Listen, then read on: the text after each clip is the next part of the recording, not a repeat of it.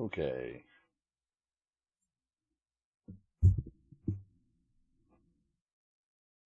This should be working okay.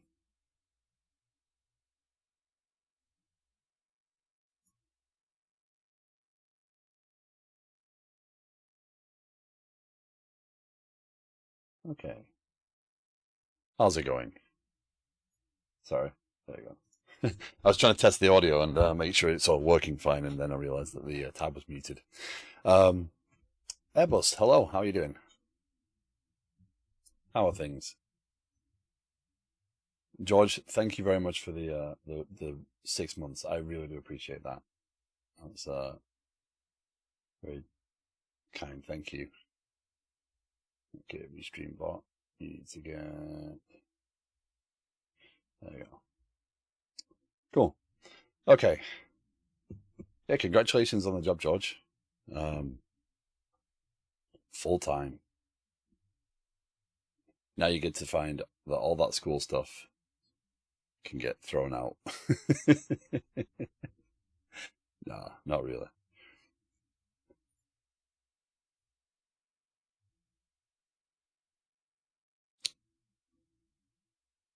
Okay. So speaking of learning, so some of it shouldn't. Yeah, some of it should stick around. You've learned how to learn. That's good. Now, I think with technology, technology moves so fast that what you learn in school is really how to adapt to technology. Grumpy, thank you very much for the raid. It's an early start. Thank you very much. Appreciate it. An interesting discussion with boss the other day, or rather old boss. Nice. You know Lua Basics? Nice there, boss. I haven't really touched Lua before. You use that with game scripting and whatever? Mojo, by the way, welcome in. Good morning. And Grumpy, thank you very much for the raid. Hope you're well. Hope you had a productive stream.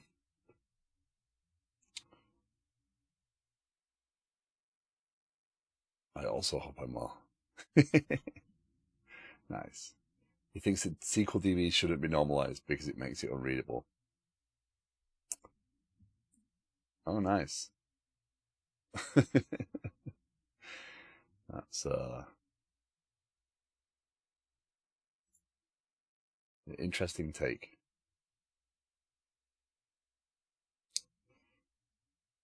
Yeah. You're in the unfortunate position of now you've got the education, you're going into the actual job, and now you have that unfortunate hill to climb potentially with other developers that is, well, you've only been doing this for 5 minutes.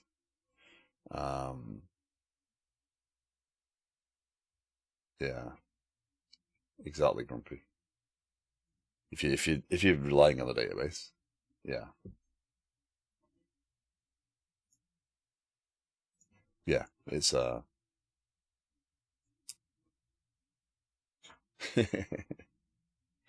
yep. Okay.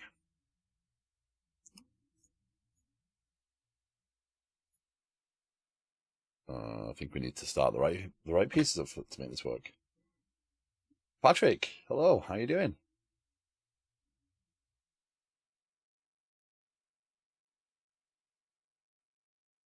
Welcome in. Also told him that JPA, which we use, is optimized to work with normalization. So if we don't normalize, then we have to customize. That doesn't scare as often as you would hope it would do.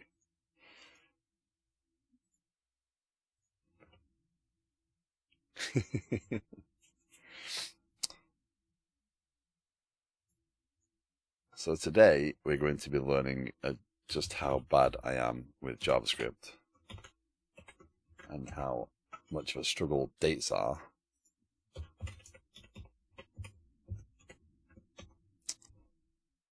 The senior devs backed me up. It was the PO who had been there for many years, maybe gotten used to a certain way of doing things and disagrees. Oh, well, okay. Then you're good.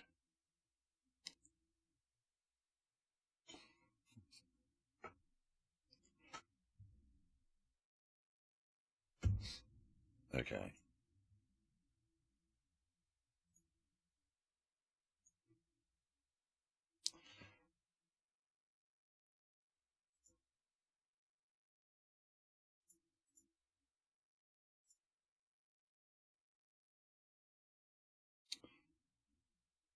That's one of my biggest weaknesses, scripting languages. This entire front end part is my weakness.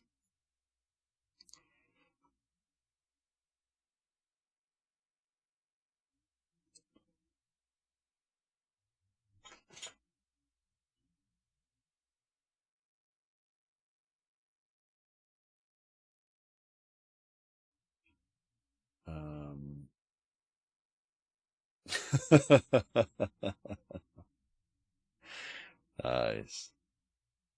Yeah, I wouldn't want to pay for them. Consultants. Okay, so yesterday, where I was at was... So, because of the way this system is designed, if I change something on the client, I don't know if I'm the most knowledgeable one about those changes right this second, right? I don't know that those changes have made it on a round trip. I don't know. I just know that I have made. I just know that I have made changes. Sorry. So what I did yesterday was I introduced I added the last updated date, which is attached to the record. And when I go and query the data, I check to see if the last updated date of that data incoming is before or after my current date. So when I make a change here, I update the last updated on my record to say the data is current as of. And then if it's newer, I use that data. If that was someone else's data, that's going to pull that data in, right? So, but it's the case. And then if my update applies afterwards, then my data will be there. So that's going to create some problems, potentially. But then again, two people shouldn't be working on the same thing. I can worry about that later. But for right now, it works as an effective check of, do I need to use the data that I just requested, or do I just ignore it? It's not a case for caching. Caching isn't going to help there. So that's what I'm doing today. I'm going to figure out that, and then get my requirements back in and start getting this workflow up and running. At my job, the three languages I am most likely work with on a day-to-day basis are Python, Robot Framework, and most recently Node. Fair enough.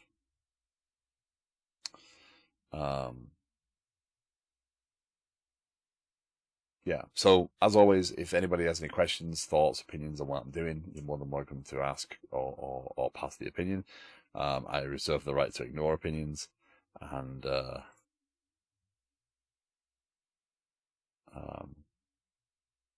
yeah, this isn't a stream about me being necessarily productive. It's okay to talk about software as well.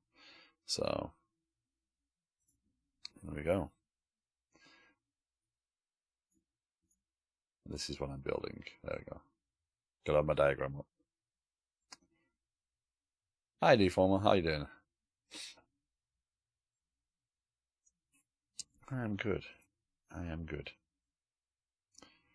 We're doing application development today. We're going to see if we can make progress on this struggle.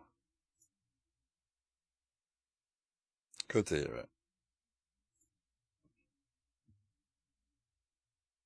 So, where was I yesterday? Okay, so what we learned yesterday was that when I ask for data from it's still valid. When I ask for data from GraphQL, my times come down, my dates and times come down, but obviously they're coming down with my current time zone attached, but the time they are actually set to is really the UTC time. So I need to make sure that my dates and times coming through here are correctly formatted. Otherwise, I'm going to end up with incorrect data. So when I update something, it's probably worth going back in here. Right feature. There you go. So when I update something now, if I go in here and set story as a project, once that's gone through, I get here and I set the last updated. 7:10. So that's actually taking my time, GMT -4. Instead of formatting time, we should get the entire world to use UTC.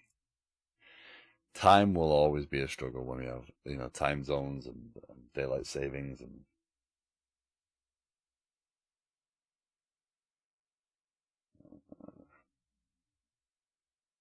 sorry, my dogs are in a playful mood this morning. I took them for a mile walk before stream and hoping to settle them down. I kind of know how to do this in Java. Well, so the challenge doesn't come in that I've got an easy way of.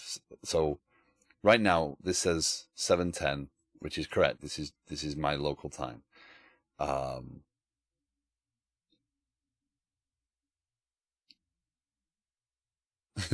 Morning, Dota. Dota just saw the DB discussion. Arguing about normalizing a DB is something you should be doing in theory, which is the part that would make me nervous.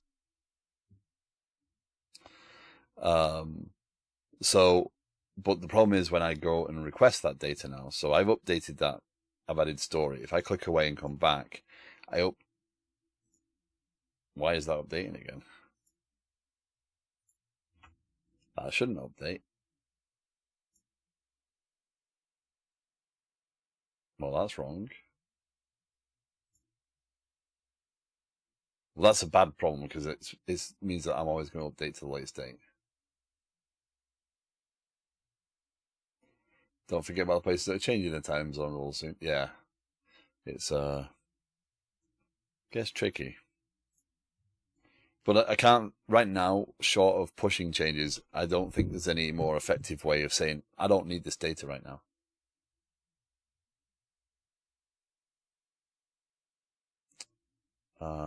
Developers are going, are we sure we want this?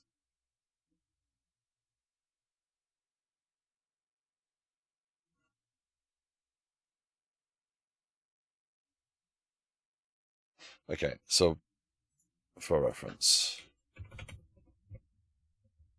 let's look up a definition. Right. Sorry for the bright white. I don't know of any way of turning Wikipedia into dark mode. If there is. So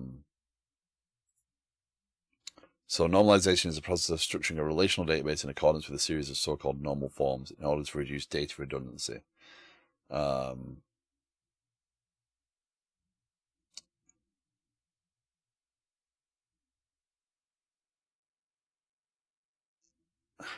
do I put it? I know the normal forms I never get used to, but but I'm okay with structuring data.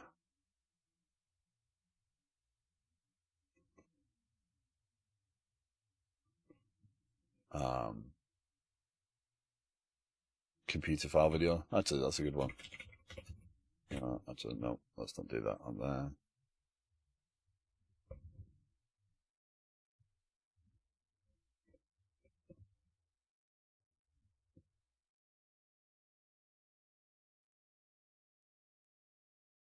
Is it on database?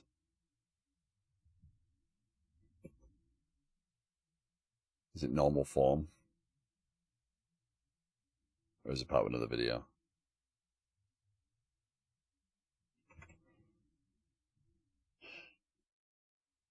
Yeah, so kind of in here, I have planning items. Planning items have associated tickets, associated projects, breaking the database out. Oh, sorry, no worries. Organizing the database in a way to speed it up, but again, reduce redundancy in the data.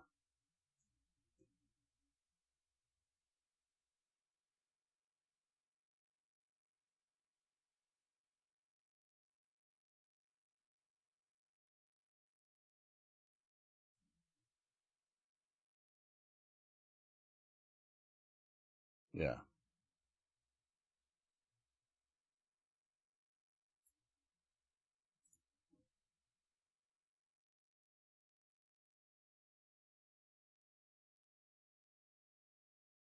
Yeah.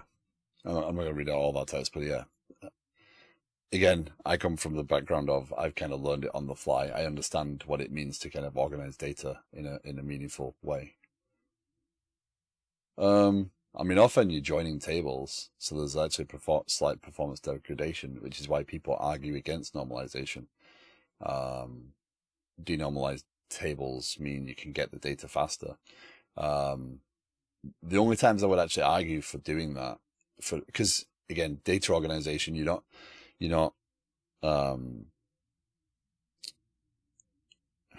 the argument would be that databases don't necessarily need to represent the real world. They're not modeling, if we're going that way.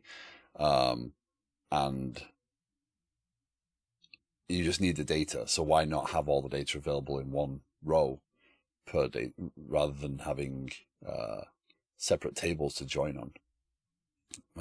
But databases are built for doing it, right? They're built for indexes, and they're built for, and that's why, again, your primary key is your shared identifier so that you're able to quickly look things up.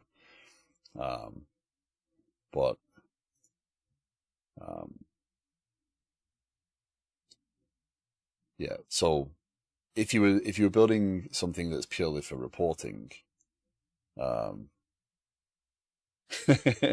it depends. Yeah. Because again, the database engine is optimized for doing the queries. It's performant in so much as the data, you're not like bloating the record size. So if you dump everything in one column, in one row, you're going to make it slower, right?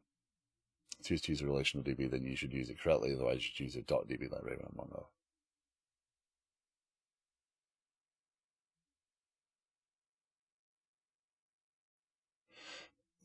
Inserts, because you're inserting less data and only the more appropriate data. You're not locking all that data off while you insert.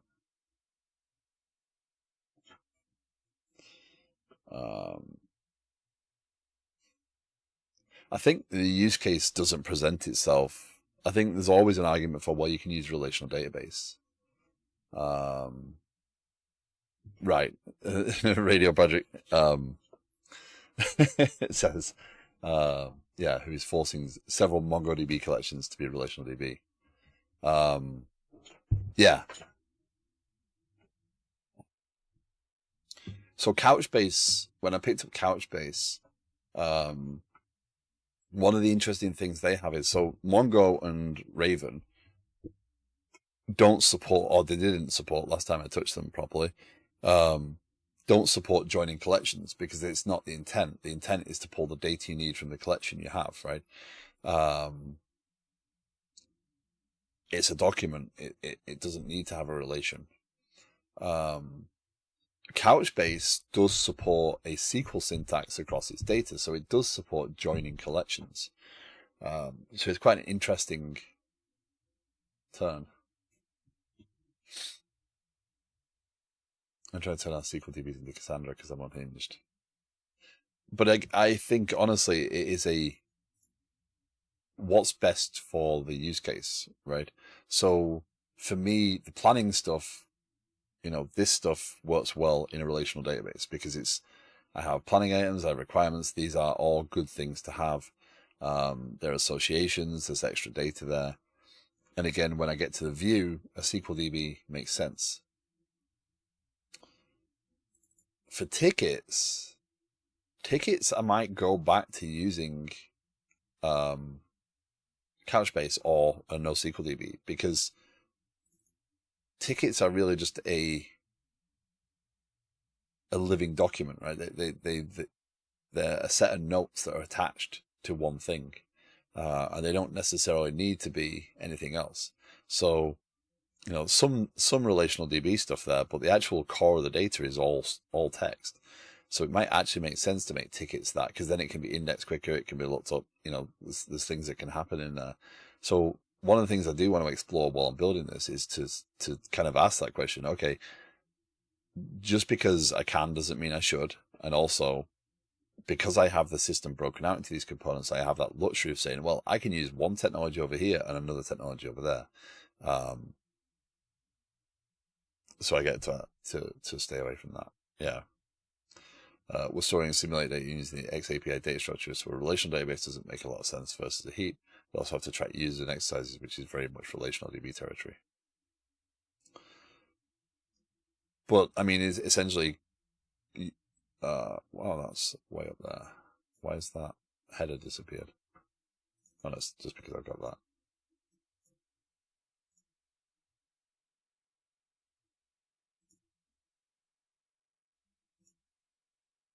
That's data grip. Okay. But could you not store some data in SQL and some data unless you need to report on it, in which case you've got a challenge?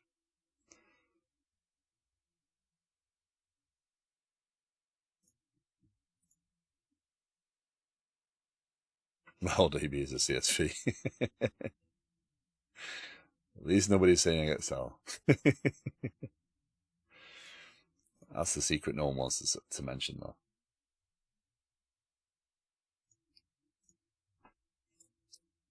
So, yeah. I don't think I've ever seen a perfect database. I've seen databases that are pretty well organized. I've also seen a database with hundreds of columns in single tables joined to other tables with hundreds of columns.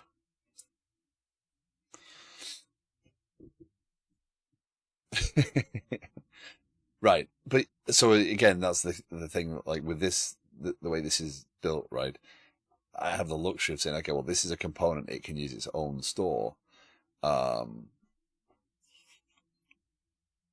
if it needs to have two stores, why do I need two stores? What's the cost? Do I need the speed? Right? If you don't need the speed, then it doesn't matter, right? And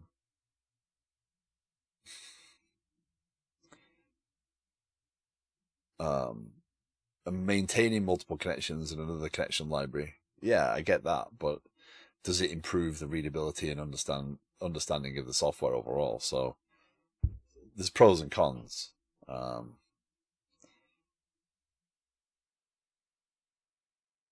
Seems like most relationships are structured in nature.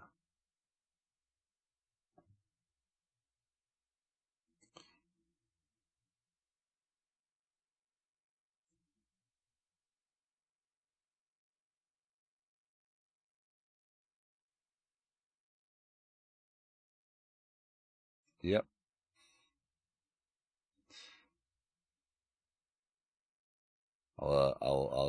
I'll go back to my favorite. I know I've shown this on stream before.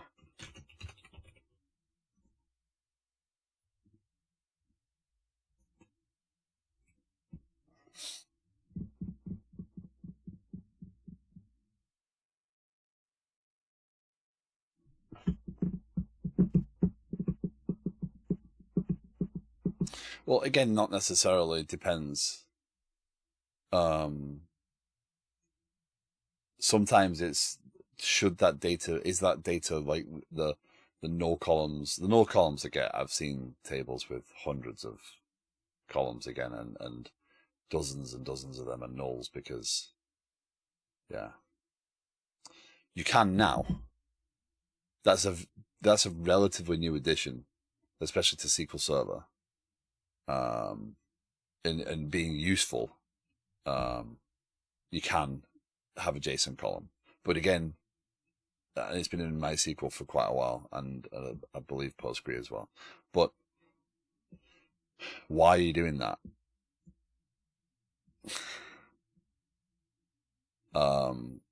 What is the benefit of storing JSON in your database? Because querying it is expensive.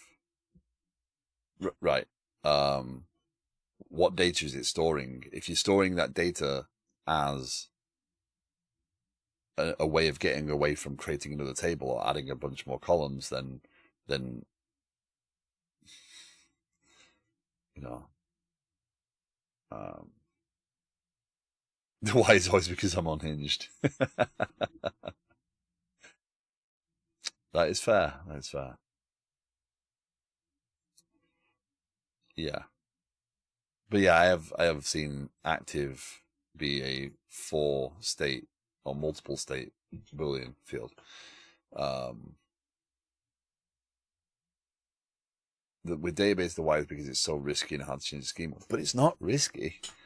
Again, we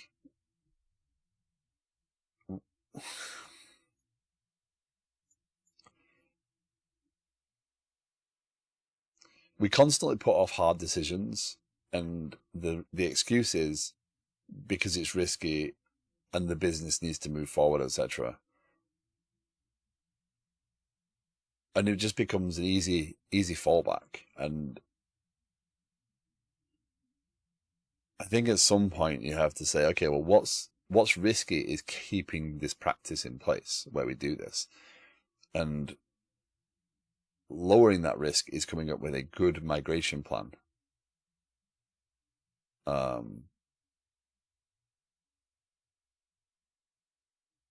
And making sure you can transition and you can move data. And it's just another tool to me.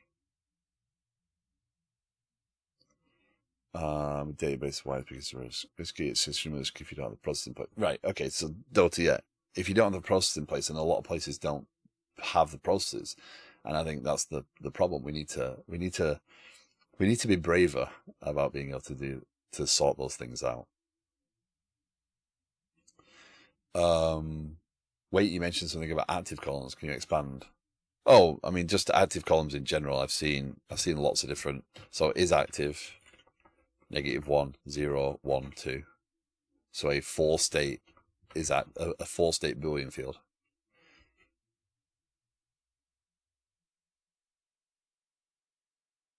Yeah, I've also seen is file that was meant to be 0 or 1, but then they realized they needed a file type, so that ended up with, I think, -2 and 3 over here. So that ended up with 5 states.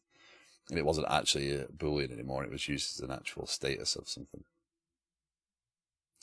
I guess when I'm nervous or I have fear about something, it's often not unfounded. Right. You've been there before. We've been there before.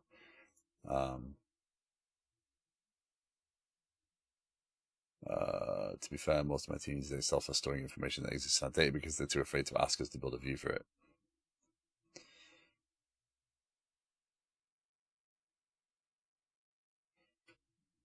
Hi, Reg. How you doing?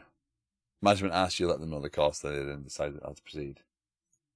Right, but we're oftentimes in a place of we don't we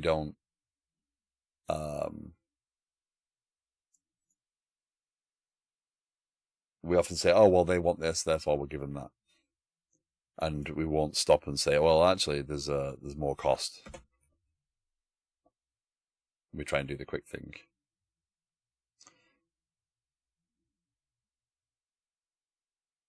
Okay. So first order is I need to figure out why that's calling update when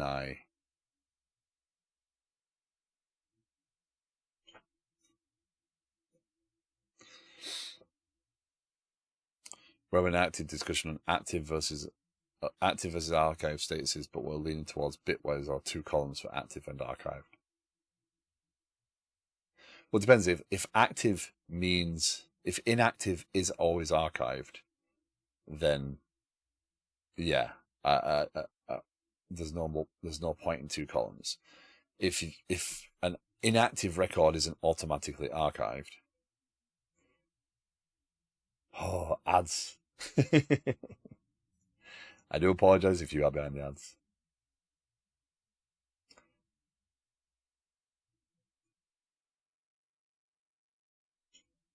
Well, it's also it's not just an automatic fallback to it should be an enum, right?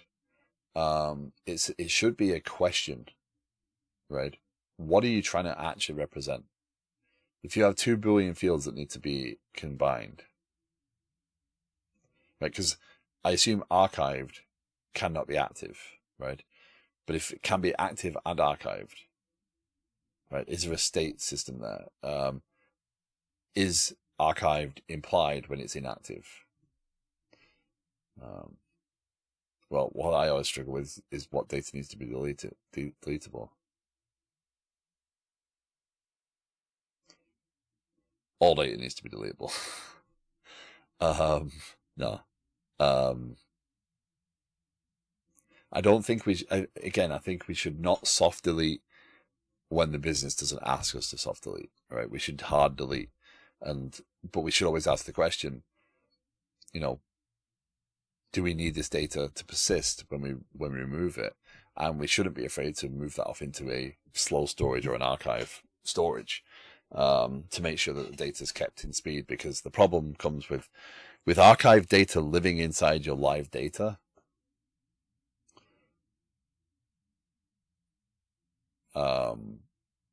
You can end up with reactivating things. You could end up with queries that pull the wrong data. I am a fan of moving data out of the database. Deleting can be hard.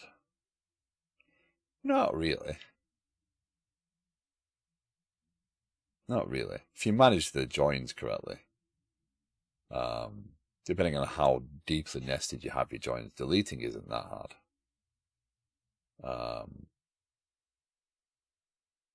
And again, it's hard should not be an excuse for doing the wrong thing.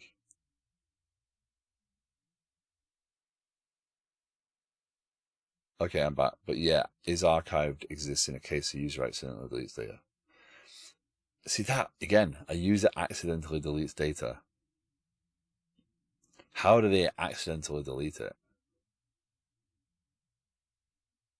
So if they delete it, is it now inactive?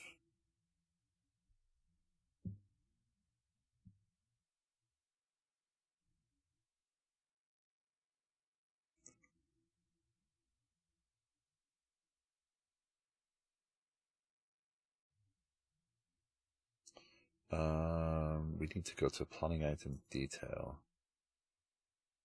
Load detail for set value. So that only gets in update if this is not pristine.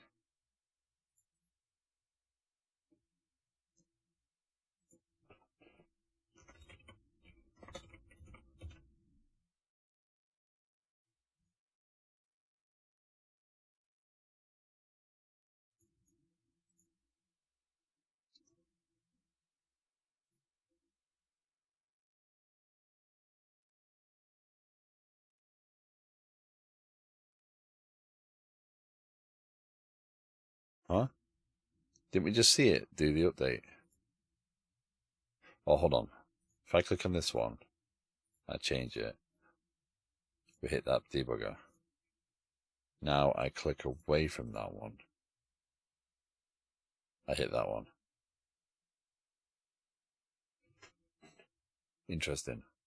So once I've invalidated it, I invalidate it and it updates every single time.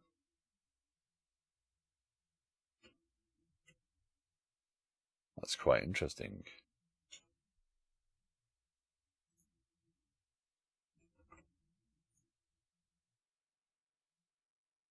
That's a fresh load as well.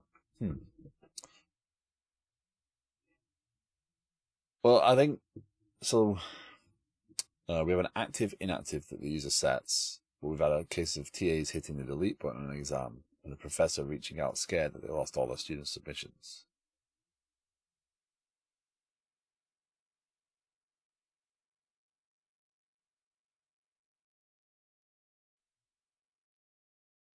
Is there a confirm on the delete?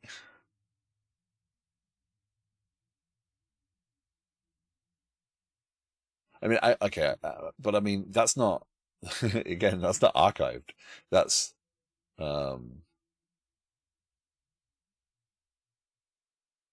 deleted.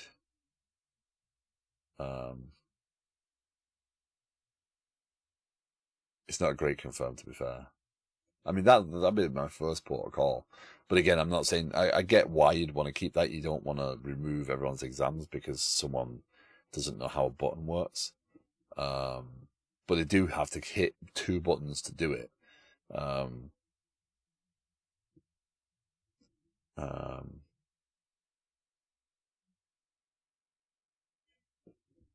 mean, they're a TA. You'd hope they have a little bit more intelligence than to do that, but oh well. But I think you, I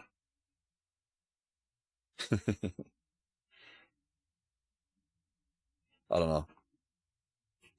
Because you don't know the difference between an actual delete and an archive. I mean, yeah.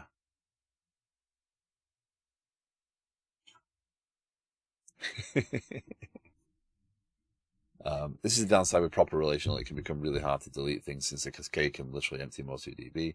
I totally agree. Something being hard is not an excuse for not doing it, but I feel like anonymizing the personal data is the easiest and maybe even best way. Like in this world of GDPR, etc. Like I've never used cascaded deletes because I don't believe that's a safe thing to do anyway. I'd rather be explicit about the things I'm deleting. So I don't like foreign keys or cascade deletes because they are terrible. I know what data I'm managing, so I'm okay with being responsible for deleting the data. I'm a big believer in removing data that you don't need. I'm a big believer in deleting anything you don't need because it just makes things harder to understand and harder to read. In the case of the TA hitting the button and it removing everyone's exams, I'd still be tempted to move that to a separate store and have a restore process that is explicit, because you can't tell a delete from a delete you can't tell a delete from a person not paying attention.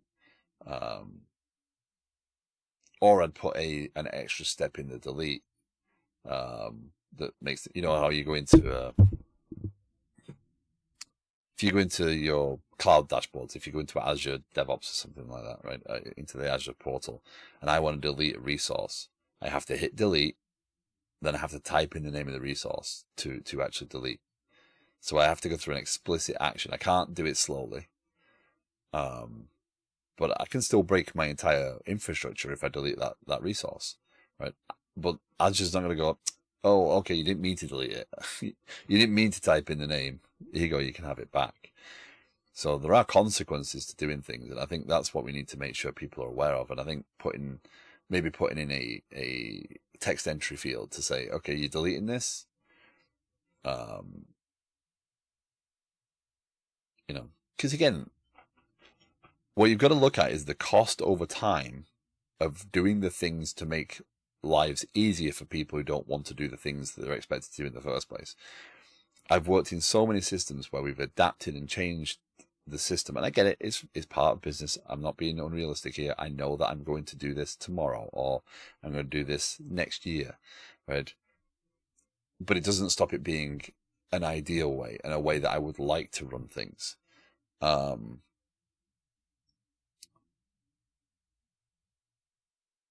The biggest problem we have when it comes to our systems are users, right? Because sadly, they don't work in predictable ways. We as developers often develop systems, if we're left alone to develop something like this UI, this is developer driven. This is not good. It might work, but it's based upon my needs, and it's based upon what I think is a good system.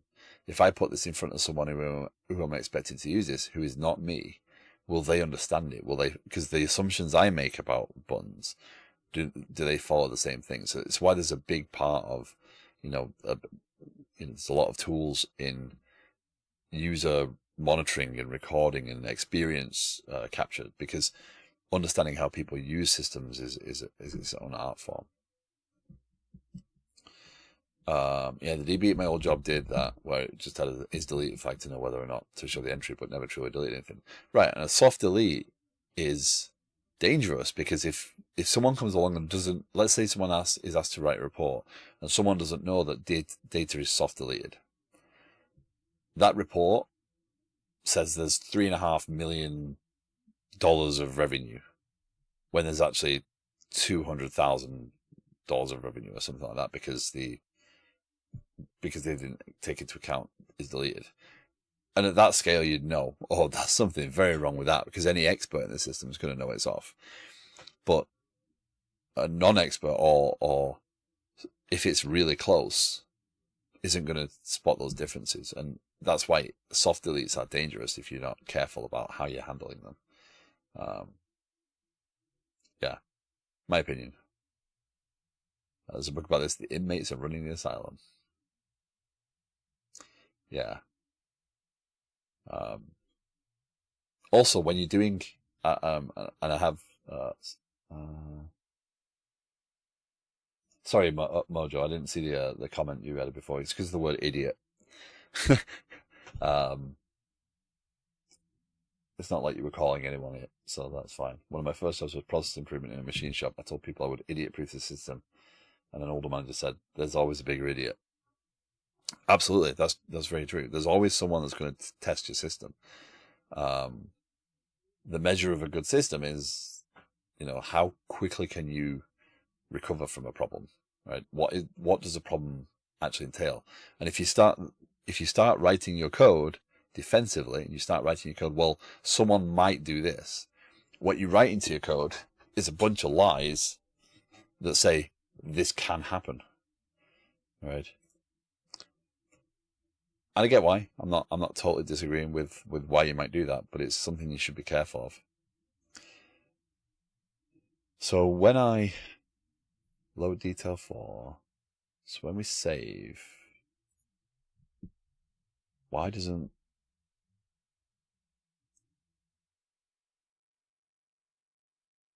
if I'm building the form group from scratch every time,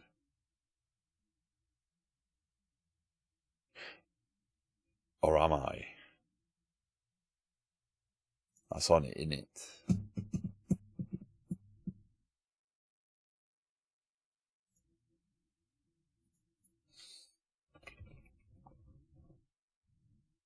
I think I've got to learn about life cycles.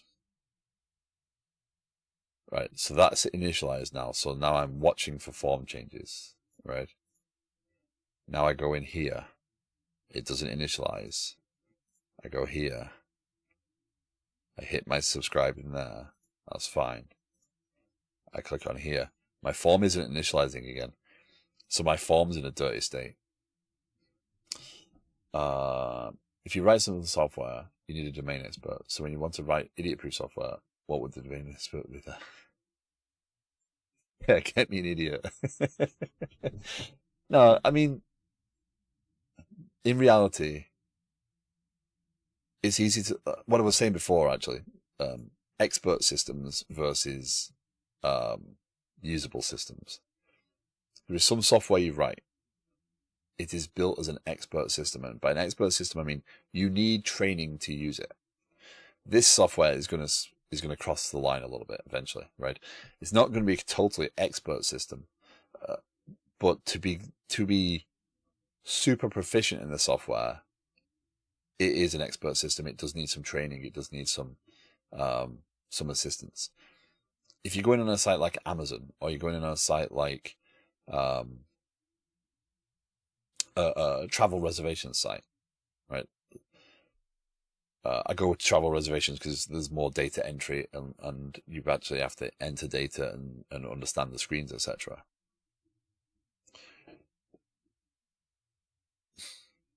We are not good subjects for this because we are really comfortable dealing with terrible with terrible interfaces, right? This looks great, right? But you have to know what the heck you're doing, right? It's an expert system, right? And because we need so much stuff in our IDEs, we have a lot of different things added in there. There's a lot of things going on all sides of the screen. There's panels, there's buttons, there's extra screens, there's all sorts of stuff in our systems. So we deal with these on a daily basis, and we don't think anything of it. So we are not good measures of what is a good UI, because we will deal with a lot of stuff.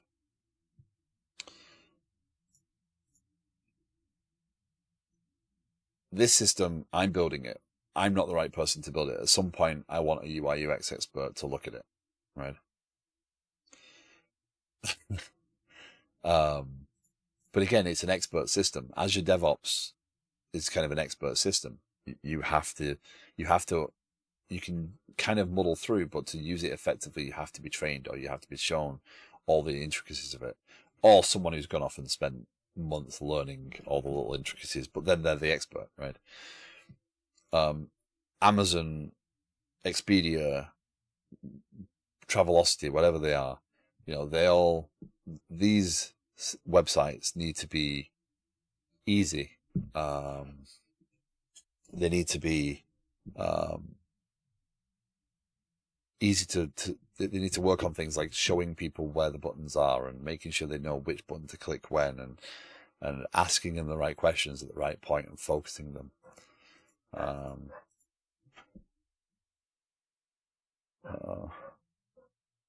I think my one dog's taken something from the other dog, so they're off in a standoff right now. But to go back to the delete conundrum, if you use relational DBs and you actually use foreign keys, whether they kind of should be used according to normalization, then deleting becomes tricky, because I agree that a hard delete is best. I think the archive thing is a result of companies wanting to keep data for several other purposes and to make sure you can recover data in a breach.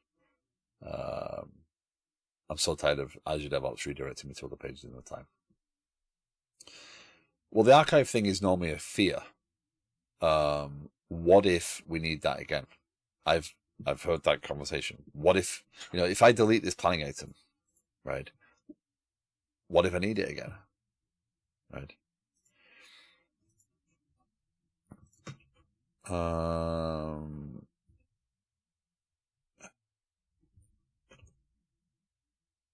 What's the, I need to know lifecycle.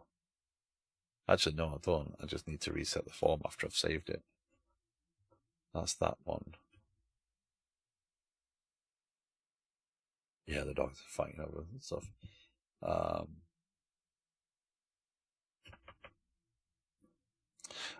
GitHub, if you're doing the same things in GitHub, GitHub has its own issues as well. I don't like projects and stuff in GitHub. I like issues, projects, and the repository. They're there, but kind of disconnected.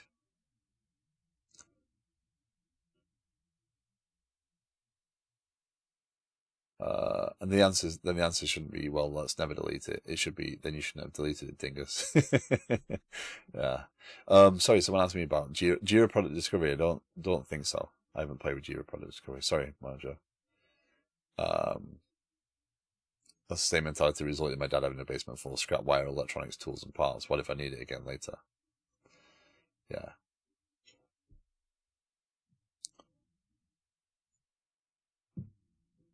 Jira,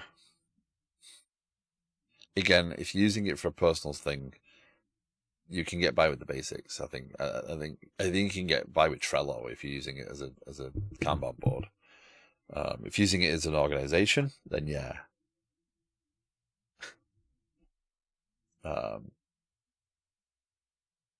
Jira Product Discovery is similar to what you're making here. Nice.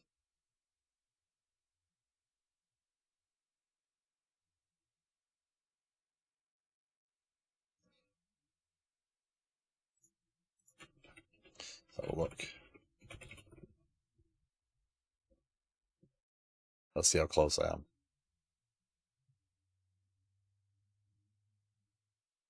Create an idea.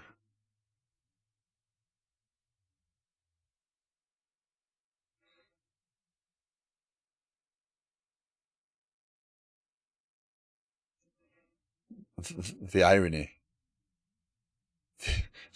The irony of that item.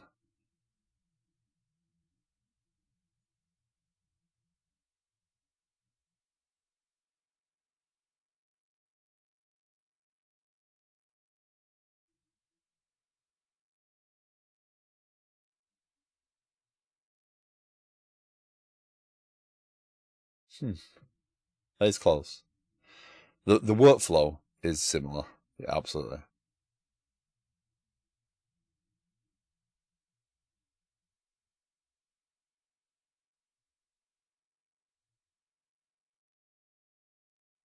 Nice. Thanks for bringing that to me. I hadn't seen that. And again, you can tell I've used Jira in organizations for 10 plus years. And I've never seen that. Jury's okay, but it's huge effort up front to set up properly. My old job had an actual Scrum Master, and it took them a solid month to set up the Kanban board and all the tickets and everything. Scrum Master shouldn't be doing most of that. The PMs should be setting up tickets and stuff primarily. Scrum Master's ceremony, really. But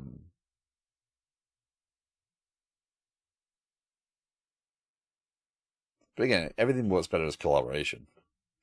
And I think that's the thing we lack. Idea to GitHub for the repo and Jira for tasks. Okay, gotcha. Just for the Kanban and linking items with branches from a repo. Well, scrapping Bitbucket, then it'll be GitHub repo. The scrapping Bitbucket? I didn't know that. My point with Jira product discovery was mostly the UI of it all. No, I appreciate that because it's actually the concept is the same. My goal is just slightly different on how I'm going to achieve that.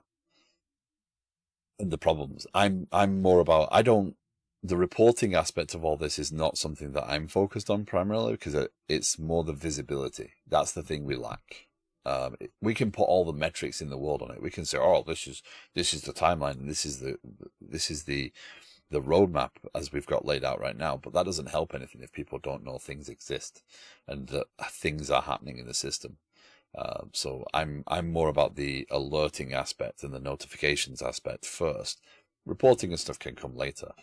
But yeah. I don't know. How hard is it for you guys to ignore when people tell you that there are already things that you do what your idea does?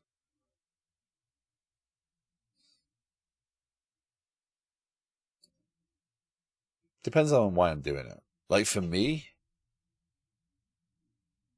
this project is, can I do this as much as it is, should I do this, right? If I make this a product, and that's going to cost me. If I don't commit to making this a product, then I'm going to have an issue with trying to push it over the finish line, right? But I believe that I can solve a problem. It doesn't matter if someone has something out there that does something similar.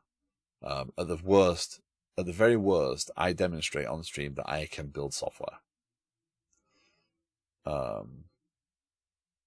Just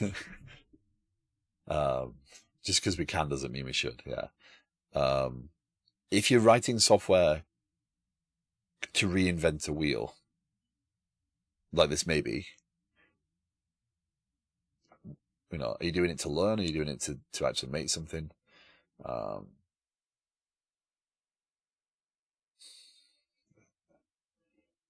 I don't mind reinventing wheels, especially if I'm learning and growing. So it doesn't matter if my idea exists. Maybe I had the titles backwards and I didn't really pay much attention to them. They were a bunch of business degrees trying to tell me how to do my job and flex authority. Then you were in the teams that claim agile and prefer waterfall.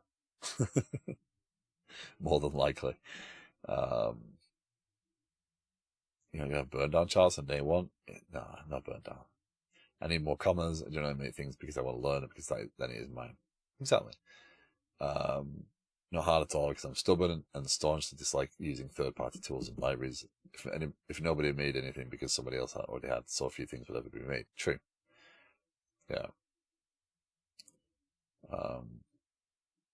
My little brother is studying computer science, and during the second semester, they need to do scrum planning using velocity and burnout chart for a newly made group of 3 people. See, I don't. But that hit. Okay, now we're going on rant time, right?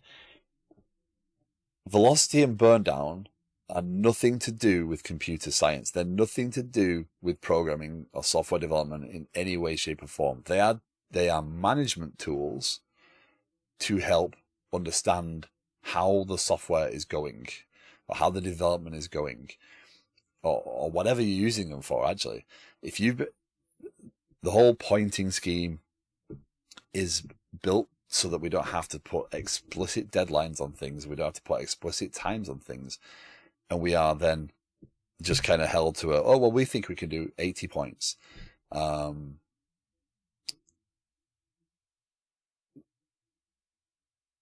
velocity and burn down are nothing to do with programming. They're everything to do with management visibility. And did you meet your expectations and meet your goals? And that's why, again, all I'm focused on right now is this aspect of, hey, get the developers the information, tell people that things are happening, force them to keep an eye on things, right? This review date concept is a hard concept in the system. It's a concept that I am going to stick by. Allow people to understand, oh, someone's assigned a new planning item to planning and story projects. You might want to review this one, right? Provide insights for the rest of the organization that isn't the development team. If developers want to learn about this stuff, they can do, right? There should be visibility there so they can see what's coming, but a planning item shouldn't be taken as work. So maybe they don't care, right? So yeah, that irritates me that it's Scrum planning, velocity and burn down. Most of Scrum planning shouldn't be done by the developers. Third-party libraries rely on someone else to maintain a thing and do it right anyway, which isn't generally great for long-term support and more complex developments. Yeah, I'd actually use this. I've been setting up all the agile flow recently and learned a lot through the struggle. Yeah, nice. I understand why it is in the education because we have to learn how businesses work. The subject is also called company knowledge and management, but they should then learn why Scrum on a short-term project with 3 people is insane. I guess at this point I'm just more pragmatic. I don't believe in just going off and getting it done. I do believe that process is necessary. Visibility is necessary. To a team of 3 going off and working on a 5-week project, they're going to spend more time doing Scrum the way they think it should be done. And when they go into business, they're not going to benefit necessarily from that because every single business I've been in has done it differently. Like Agile is not this easy to pick up framework as well as it's written down and there's consultants about it. It just doesn't. We too often fall back on the just get it done attitude. And I think I'm trying to embrace that with this. The hardest part has been how should we categorize epics? We spent a good month just brainstorming the correct categorization level. But again, epics are... I mean, we discussed this. Dota's helped kind of walk through some of this with me before and basically like...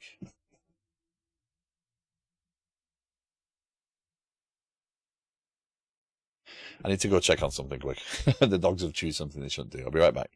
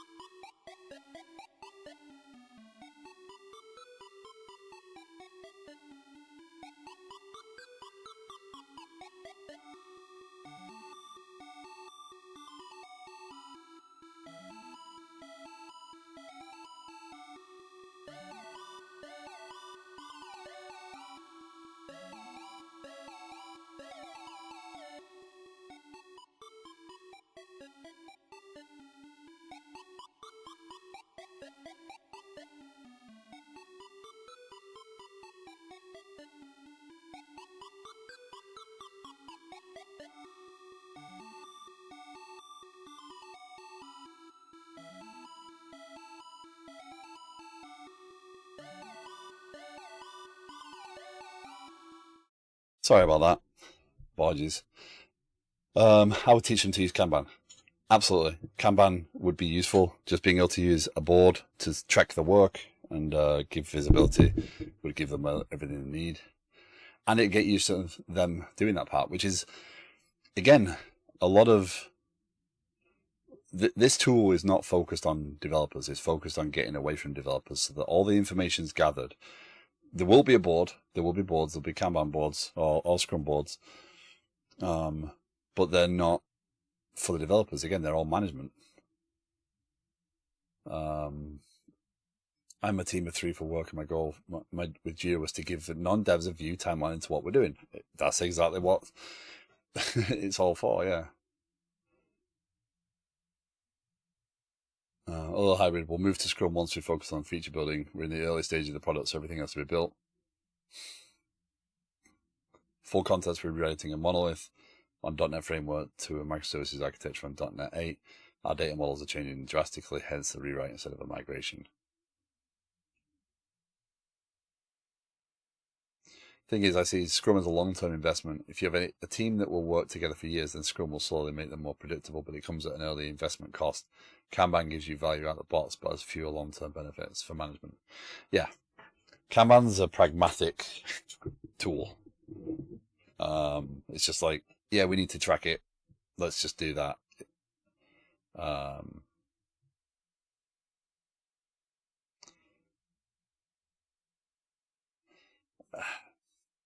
Yeah, Epics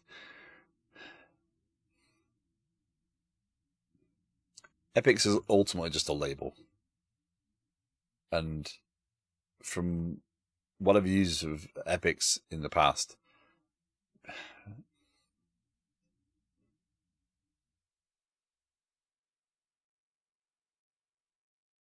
how to put it,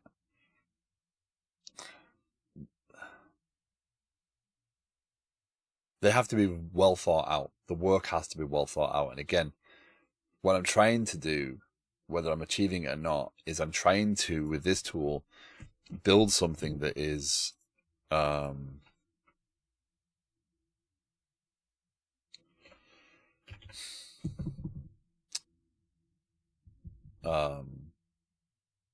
focused on getting the information. This doesn't actually work, by the way. This way doesn't work. Then I never see this message.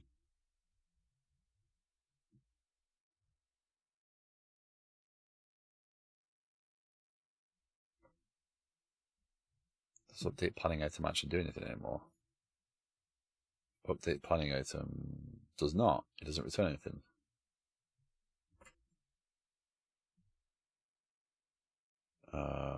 Return new promise planning item resolve. Let's go with the resolve.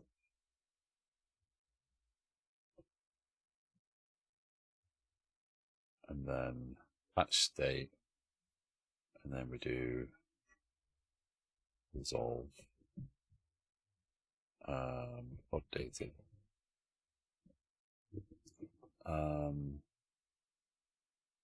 The entire org is 10 people, 3 people can write code. Okay. Copperbedi, hello, how you doing? Hope you are well. So I apologize for this, but I will briefly brag. I just got an official extension to my diploma for extracurricular activities and talent. Nice, congratulations, George. And talent. That's cool.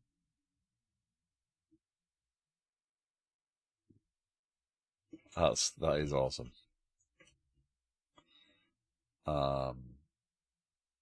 Planning item detail. So now I can do this. Then, so when I've stored it, this .message service clear. Then this .form group .reset. Let's see if that fixes that problem, because it shouldn't be updating every time.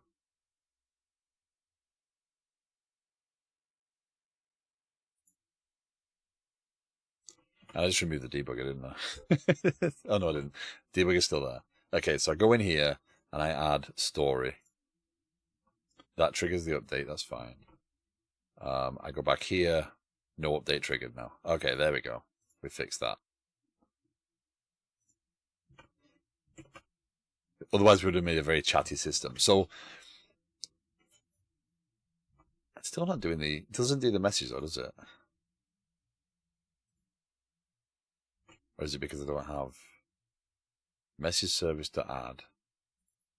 Did I remove the message service? I removed the message service, didn't I? When I moved things around. Planning item, detail, planning item,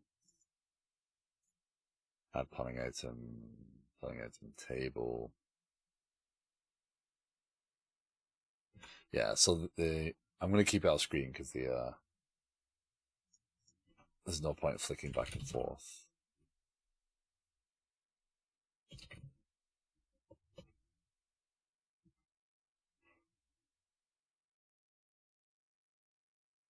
So again, if anyone's new to the stream, I do see there's still 20 viewers, so I do appreciate everyone hanging out. For anyone new to the stream, I'm working on what I refer to as an agile platform, right?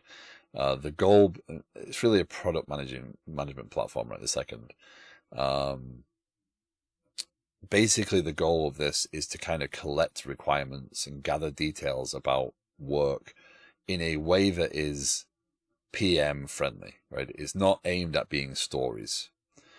The goal is to, through these panels, these writings, kind of explore the work that they're expecting, which is why there's no hard project association, right? The associated projects is the projects they think are related to this thing. The goal would be that the PM goes off, writes up their planning item, they add the requirements as they see them. That might be, hey, I want to see a button on the screen here, I want to see a panel here, I want to do this. They can attach screenshots and mock-ups, etc. And they would review that with developers. Developers would say, okay, no, that's one story, that's another story, that's another story. Oh, that team needs to work on that, right? And there'll be a process, a wizard of some form or some sort of workflow that will allow them to create multiple stories across multiple projects off of this. It will then track those created stories. The intent then is you could actually see the progress on a planning item. You could be able to see, oh, this planning item is 80% complete because of the work. So you could consider these could be epics as such, right? So a planning item could actually root as an epic, but its work gets spanned out across multiple projects, etc.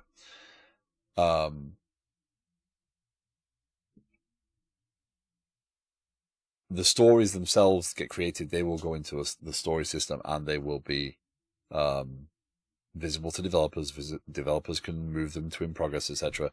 Everything will still get a review date. So a story, when you're creating those stories, you'll still be expected to attach a review date to those things so that they can't just sit there forever, right? And the goal overall will be to make sure that people are alerted and informed of the system, by the system, that a review date has expired, right? So there's no backlog that sits there forever. And that's often a risk. We create these things and they kind of go in there in the backlog and they never get picked up again. There'll be no way of avoiding a review date. A review date is a hard requirement. You just need to keep refreshing on it, etc. And what I'll probably do is make it so the organization can set a maximum review window. So you can't just say, oh, I'll review this in 2029. Because right now you could do that. You can just say, okay, I want to review it in, July 2028.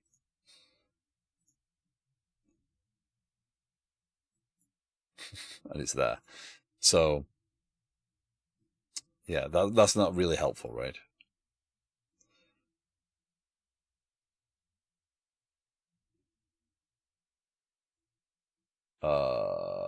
It took that as links.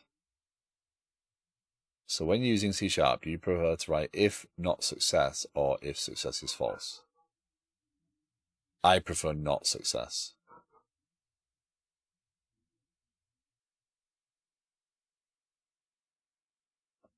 Or I'd prefer an actual explicit failure state.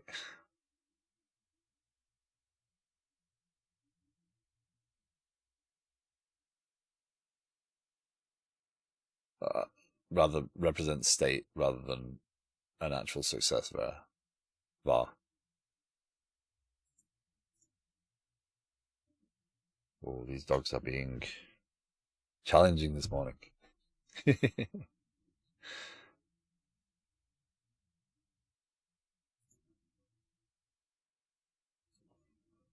I don't know, something I've never really liked writing if something equals false. Is and is not, rather than not equal to or equal. I do like the is. I do like is and is not.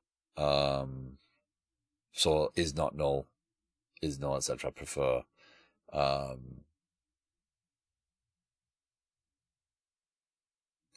when it's Boolean,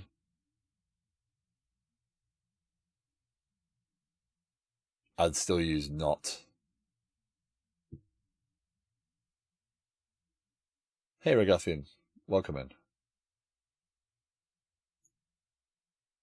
Hope you're well. Yeah.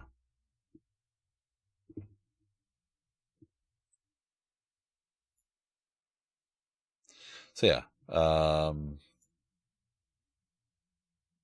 my platform. I'm a bit all over the place, so I apologize. Messaging service. So, messaging service is a component in PrimeNG.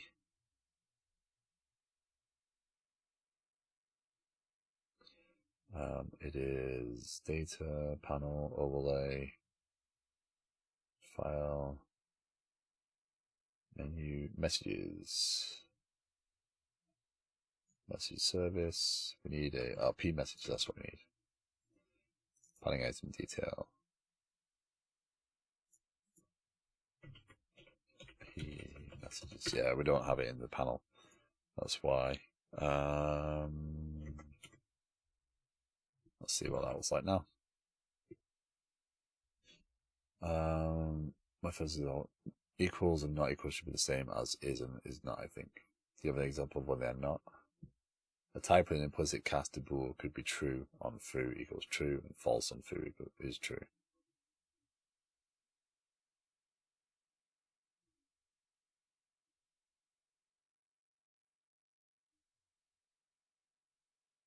That's why you should sprinkle your use of implicit behaviors carefully through your code base.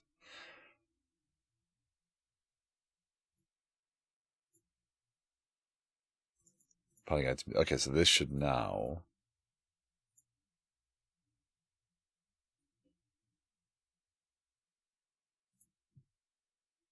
when I change this, yeah, planning item updated. Problem is I can't do a timer there. Actually, I could do a timer, couldn't I? Clear.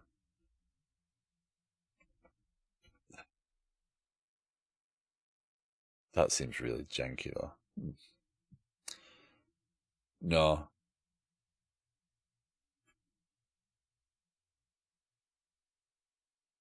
No, I'm generally using the is as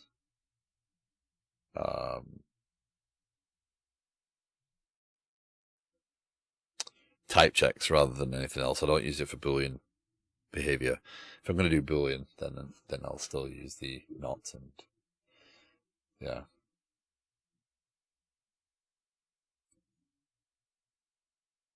So I type them out implicitly cast, and that doesn't mean it is something. Yeah.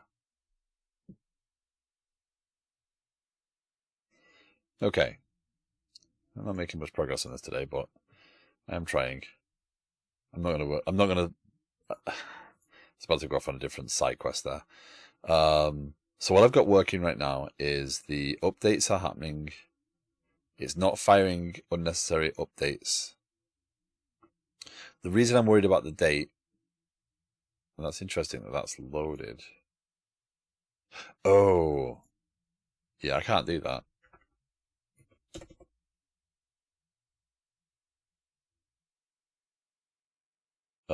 I have to do that on load.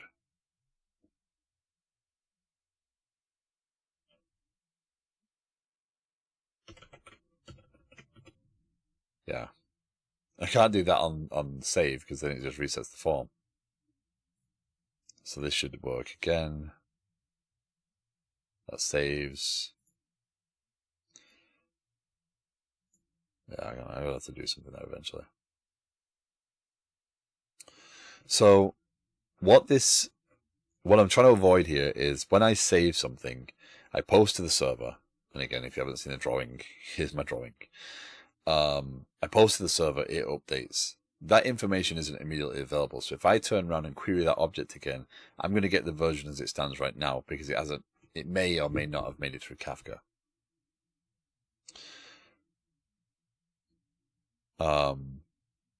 So I don't want to just assume that the change coming from the server is valid all the time. So I'm going to check my last updated. If my last updated is greater than the last updated the server provides, then I don't take their changes. If the date it changes, because obviously it now updates when it saves this record, then I will take what's there. So at the worst, I'm going to pull the same changes I have back because their updated is newer than my updated. If that makes sense. I'd be interested if anybody has other patterns for doing this. I do apologize. Writing code in the chat will typically trip up because it thinks they're links, and the links are not provided. Mainly because I got spam botted hard a couple of weeks ago. If foo is barbar, there's also a way of using is. Yeah, I like that method. I like the using it to give me the variable of the right type. That is my favorite use of that so far. The not null check, like is curly braces, not a fan, but with the pattern matching, that can be useful as well.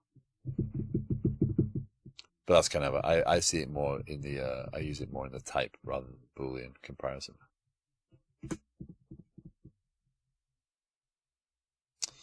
Okay. We need to reset the form. We need to. That doesn't need to be there anymore. Does it? No, because I think I actually made that. Yeah. Show is the panel. The panel's always open now. I'll worry about collapse later on. So data comes in. Data goes through the service. Publishes to Kafka. Kafka then picks that up, and the GraphQL API is given that data.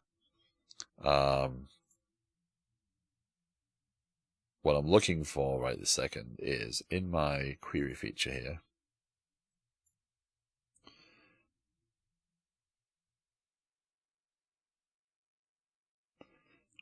If should patch state, right? So again, should patch state is if my last updated is null, or their last updated is not null, and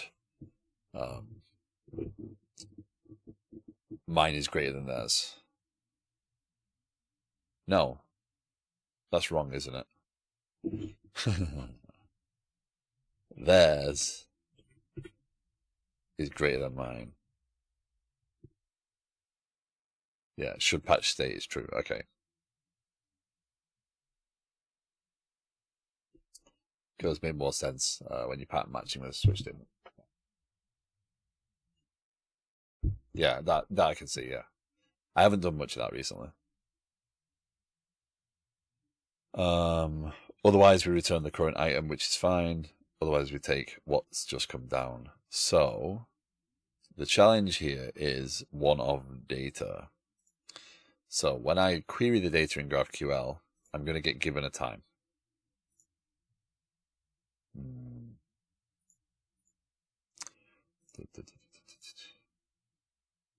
application.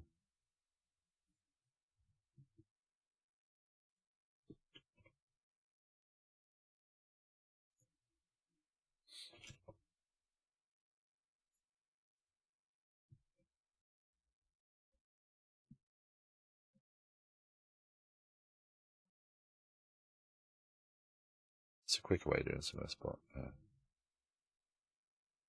Try that again. Okay. This is sort of breaking my head at the moment.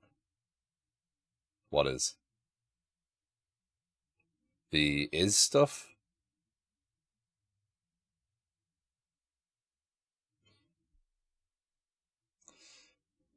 The implicit casting also needs to be safe, so whatever eval you make using...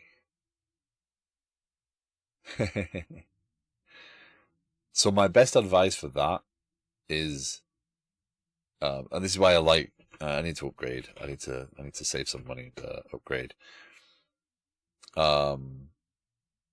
If ever I'm trying to get my head around something like that and trying to firm it up, I go in here in LinkPad and I write code and I just tinker with it. And the alternative is I can use scratches in a Rider, right? So I can actually use a scratch pad in here. But yeah, I would write it out and test those things and just tinker with them until you kind of firm up that understanding that you need to understand. And yeah, you can see I do this quite often.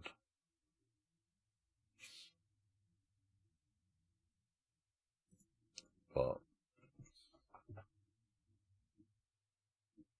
because I'm not someone who can read, just read someone's code or read someone's statement about something and just take it in. I have to see it. I have to do it and tinker with it. And that's generally how I'll learn anyway. C# interactive window also works in VS, yeah.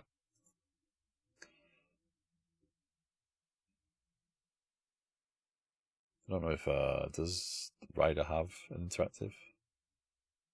Probably does. F# interactive. C# interactive, there you go. So you can start an interactive session there in Rider. That's always fun for just writing out ideas and tinkering with code.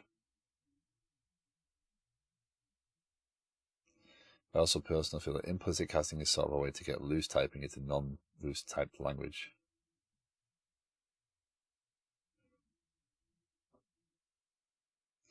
I mean, I haven't used too much implicit casting. Generally, when I use that sort of stuff, it's for readability over anything else. It's for actual readability of the API. So when I'm going for a specific behavior, I think the last time I used any sort of implicit stuff was my Twitch bot, maybe.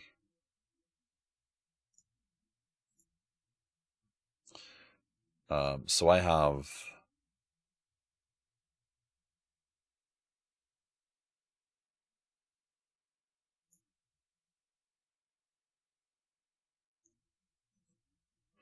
that was me mocking defaults. Decided against it. Why did I put it? Events. Is it in these ones?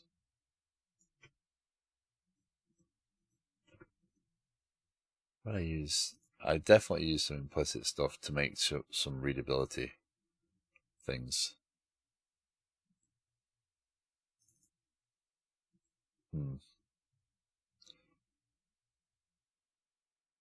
We use for number conversions. You can automatically make a double instead of an int, even. There are commas that make a long. Yeah. Why do I use implicit? I can find it, right? Implicit operator, not mine. Oh, that's why. So I'm using implicit operators here because this comes in and out of JSON. So I have a JSON converter that treats it as a string because it's stored Twitch sends you a string, and I want a sub-tier, so I can refer to tier 1, tier 2, tier 3. So that's where I use implicit operators.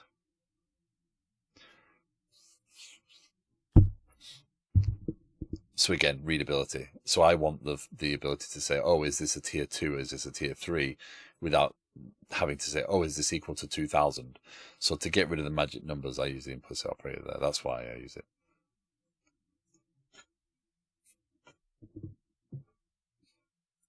Okay, let's see if I can actually get this done today. Dog still not settled down.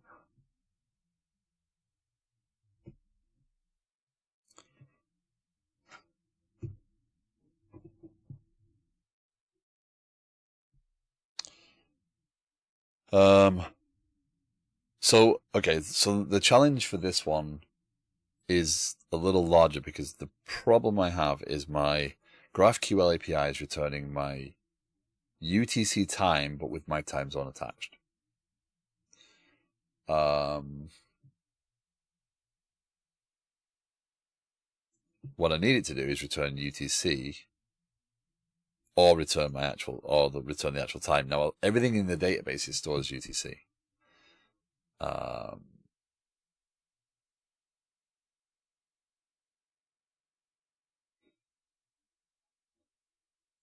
not going to keep reading out everything you're saying on the types. I think it's useful conversation. I don't have an issue, but I'm not going to read it all out because I'm not joining in on that. But go ahead. It's useful learning for people, right? I feel that things like implicit and explicit casts and stuff are things that a lot of developers just won't use.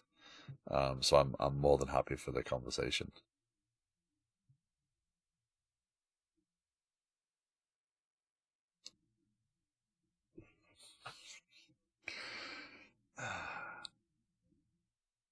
So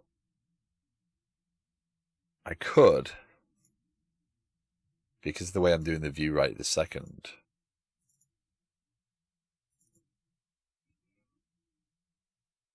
I've got a feeling I'm going to get into a complicated aspect of GraphQL here.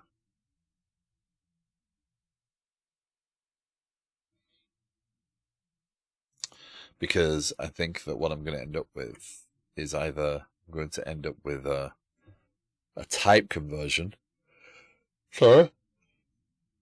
I'm going to end up with a type conversion, which is basically going to be forcing me to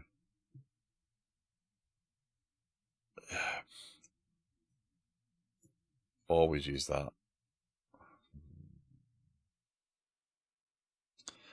I'm concerned.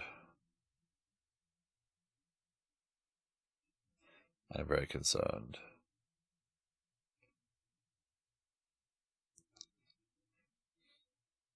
I'm going to try something a bit more drastic, so let's just stop running for right this second. Let's get this code committed as is, and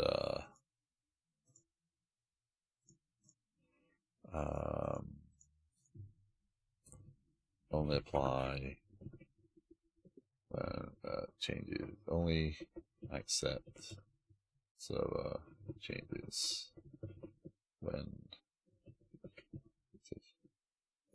greater.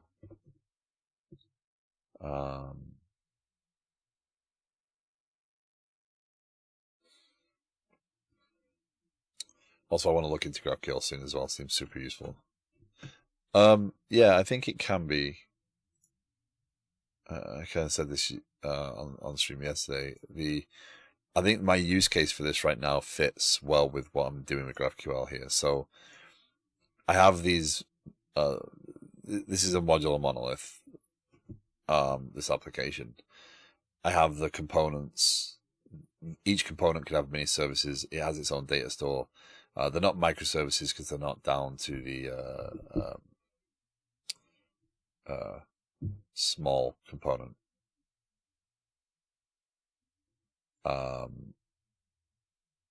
They produce data through Kafka. Kafka consumes into this API, into this database here. This database is right now it is pretty much all these tables joined together, right, with all the relationships intact. But ultimately, it could be whatever I want it to be. And then GraphQL sits on here, so it makes querying quite easy because I can get all this data without having to query the individual databases. When you're storing times as UTC all the time, do you ever want to convert back to local time? No, not for this. Display would be the only time you convert it to local time. Good day, Soledev, by the way.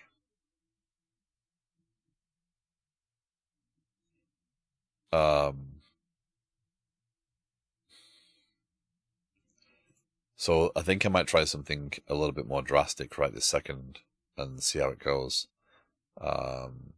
Because it's my ultimate goal anyway.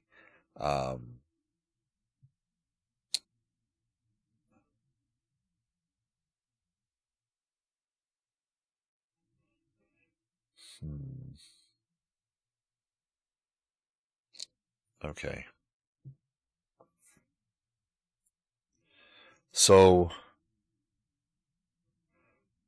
setting up GraphQL isn't the easiest of things. So right now these these things correspond. So this get planning items corresponds to this planning items here. It's this part here, the query.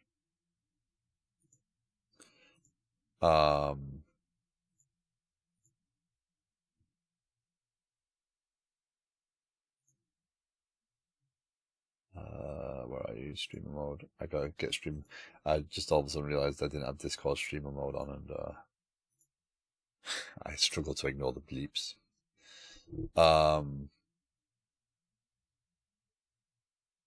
Yeah.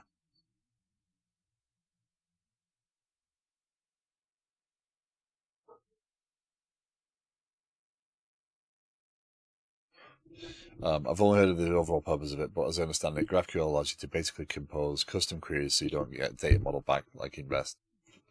We can build your So what I have here is I have the flexibility of saying, okay, well, I just want ID title. So if I run the GraphQL point up, this should work still.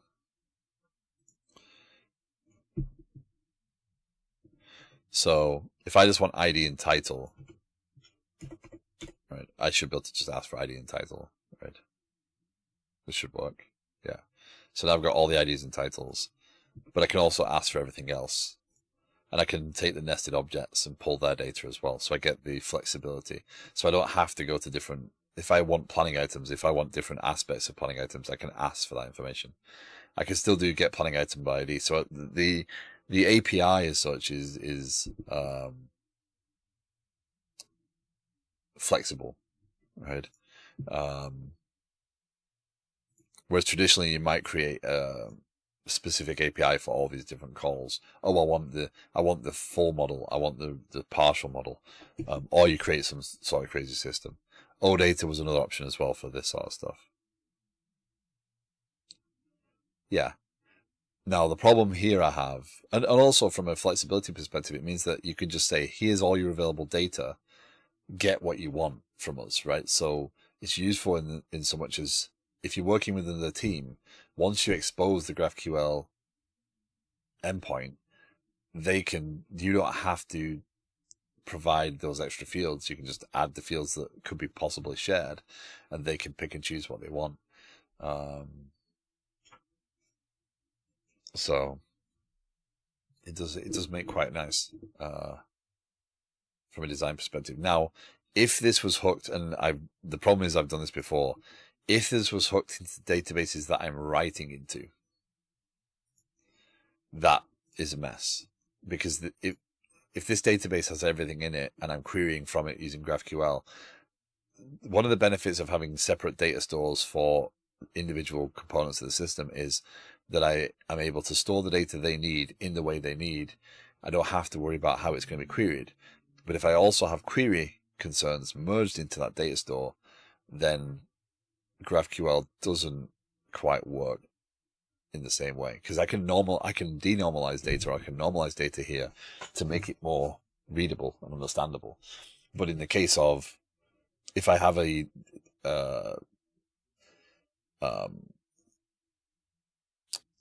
highly normalized data store, then I'm kind of exposing all those relationships down, right? Whereas here I can collapse them down on themselves and make it more appropriate if I have that sort of data.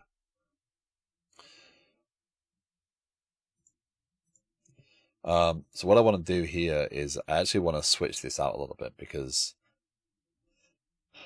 ultimately I want to use entity framework. Tricky part is getting it ACID compliant across stores. Oh, that's a later concern to worry about right this second.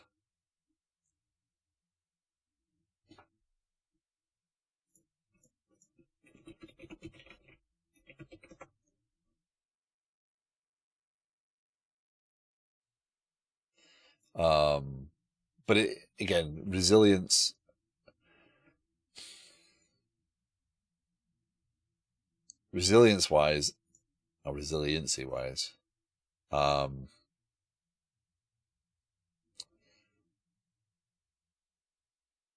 long as the data is stored in here, everything else can be picked up afterwards, right? So that's kind of the demarcation, right? The fact is that the simplicity of the system means that the data comes in, it gets stored into its data store. Once it's there, that's the source of truth for that piece of data, right? The Kafka production, these don't need to care. These are independent of each other, right? They don't need to care about each other ultimately. They produce data, Kafka builds it out. So the only thing that be affected is the read. But all this, my thought so far is all this below here is totally recreatable based upon this. So at some point, maybe I end up creating workflows to generate this entire system from scratch. Hey, Jeffin, how you doing? Good day. So yeah, distributed systems, especially distributed systems, doing it as a single person is going to get increasingly harder. I'm going to miss more. I've got to pay attention. The more I go along, I've got to test a lot of these things. This is Excalibur. I just have the local hosted version.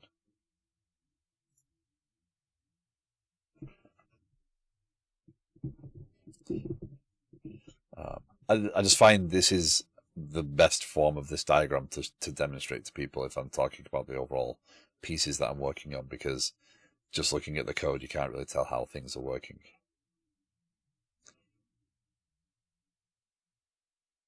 Yeah. That's true of most things like that, where there's three options. You can only have two.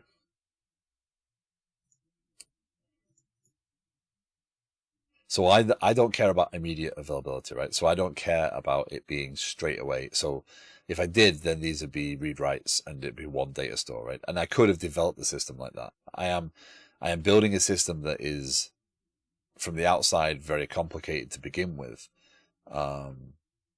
It gives me a lot of future flexibility, and if I build this the way I want to build it and it does become the product I want it to become, then it's set up for future expansion. And also this is me, putting into practice a lot of the things I've learned over the years that I've not actually had the opportunity to use in some cases. This being one of them. GraphQL, trying to use GraphQL properly, is one of them. So the framework I'm using is Chili Cream's Hot Chocolate. That's their GraphQL implementation for the server.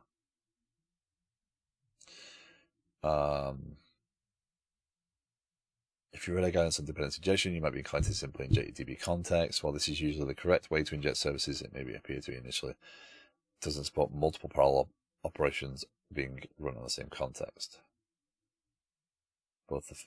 So I don't want. I'm going to drag this over. It's going to be a bright white screen, so I do apologize. There is no dark mode that I can tell. Entity Framework Core doesn't support multiple parallel operations being run on the same context instance. Let's take a look at an example to understand why this can lead to issues. Map by resolver that injects a scoped DB context instance and performs a database query using it. Since hot chocolate parallelizes the execution of query fields, and both the resolvers will receive. Huh.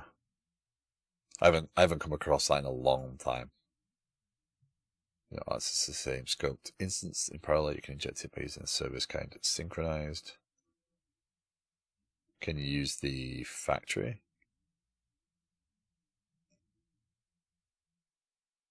I mean, I don't think it's something that I necessarily need to worry about because the way I'm querying doesn't make sense.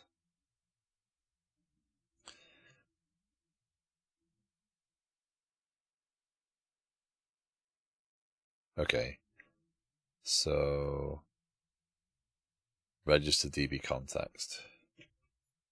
So in our program here now, when we're setting up this,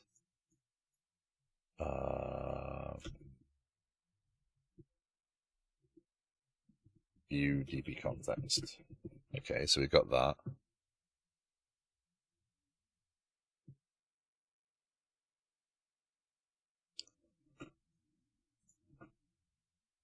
I believe I set it to transient. Actually, it's pooled actually. So I actually do have this set up to do factory, and it will get me a transient. Should that be transient or scoped? Guess we're about to find out.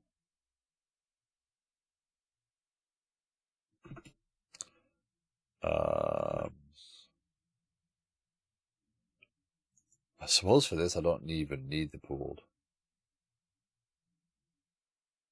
Hi, Dave. I like how you started to use my stream to just jump in and say hello. It's funny. So we're going to get rid of that. We use the context there, so we're just getting a context. We're not using the pooled context. For what I'm using here, it doesn't really matter.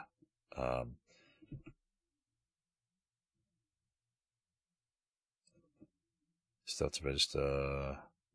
So in my queries, I inject the repository. The repositories get the context. But what I'm about to do here is I'm about to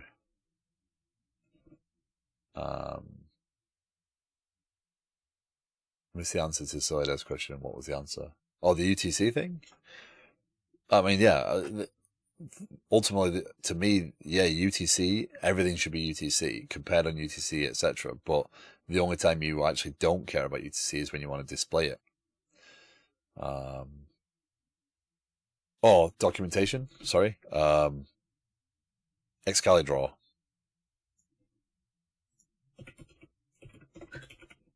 So they've got the hosted version. You can actually download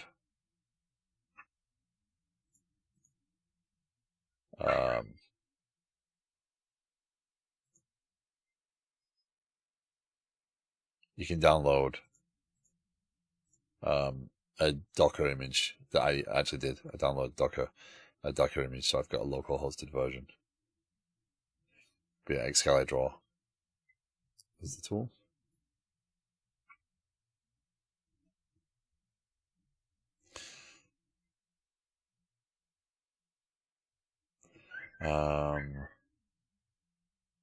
Oh, so okay, I can do that. Okay, because I do.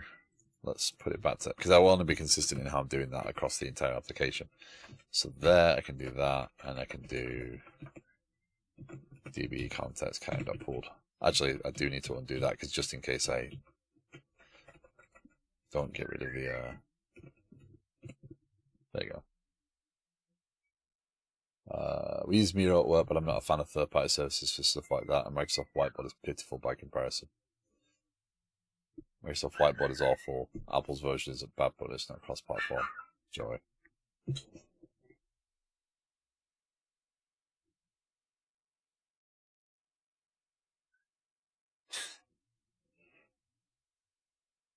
So today's the first day of summer for my wife and daughter, and the dogs know that they're at home, so they're going crazy, whereas normally they calm down and settle by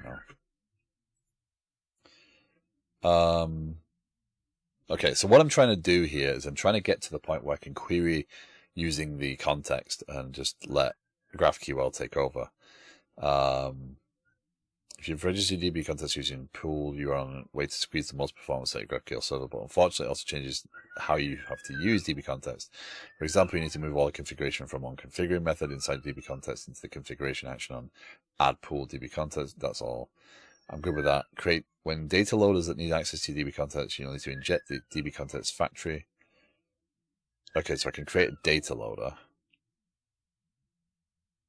Well, I'm not creating a data loader right this second. That's fine. I'm not creating a service. What? You have to hold spacebar to move around a board? That doesn't seem like a normal path.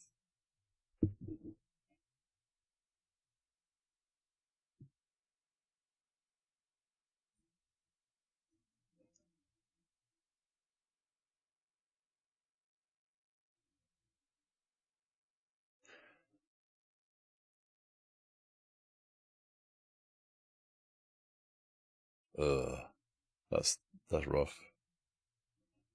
Excalibur Draw doesn't really have much in terms of features. I mean, you've got when it comes to font size, you've got small, medium, large in Excel. You don't have that customization. You can change the font and stuff.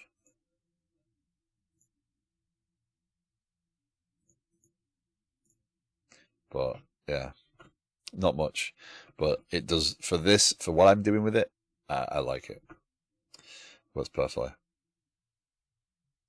Okay, so we've got a DB context. So what they're doing, register DB context pooled.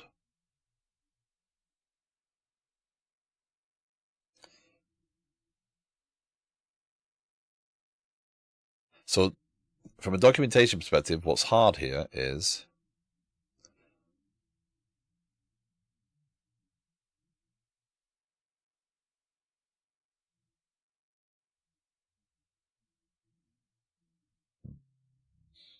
fetching data, fetching from databases.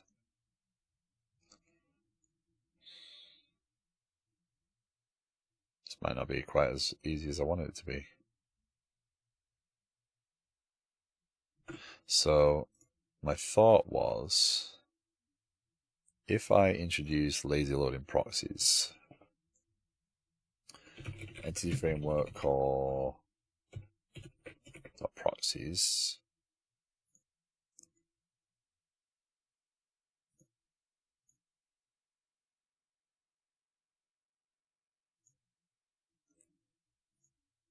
and we do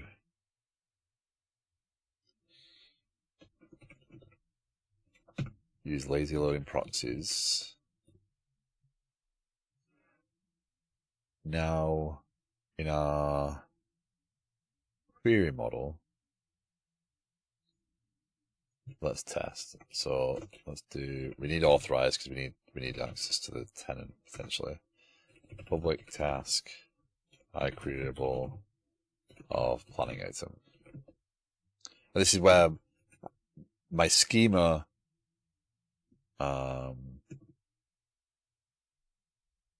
is going to need to kind of change. So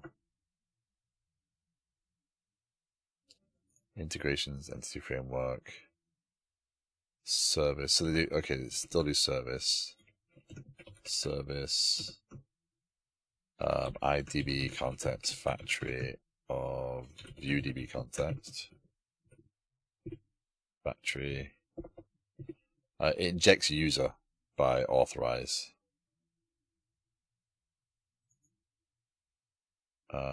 And then we do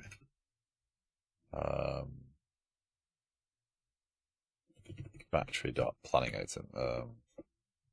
This is where this is going to get messy. Using bar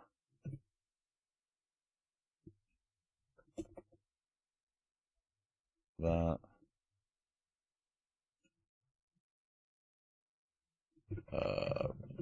Async.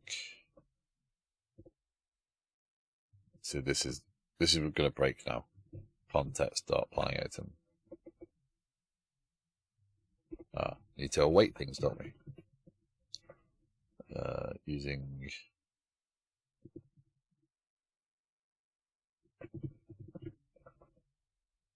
and then we do return context.planning items. That's where this is going to get tough, because I think this isn't going to work the way I think it's going to work. So ideally what this will allow me to do is I write the query, so it'll expose the object and including its relationships, and I write the query based upon what I asked for, and it will build the relevant query, including the lazy load. I don't have to include all those navigational properties alongside, which gives me the speed of that. So cancel. I want a new tab. Liquid sky. New tab. Why is that different? These all, did I set these up so they all, no, new document, okay, get planning variable. So this is query, planning, so we need to refresh the schema.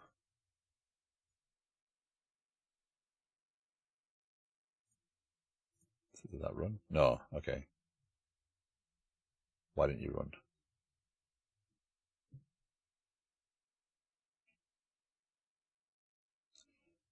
Oh.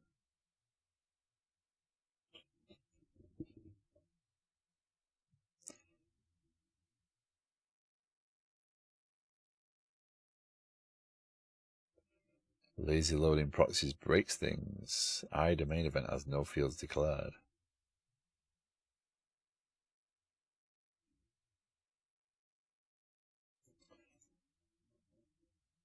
But why does...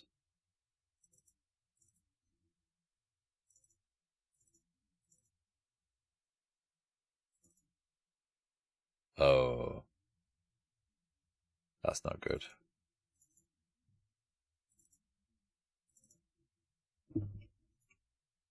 Okay, view base might be it. Okay, and planning item.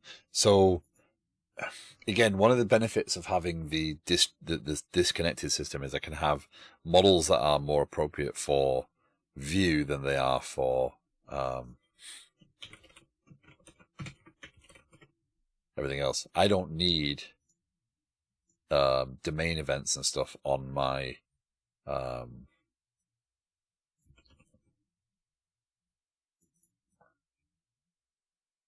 ID identifier.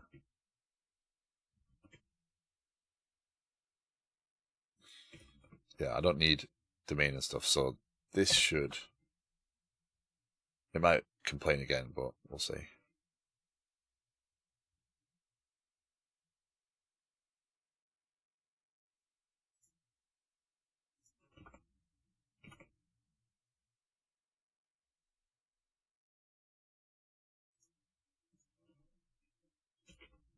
There you go. So planning items queryable. It's going to give me a title. Let's see if it actually runs.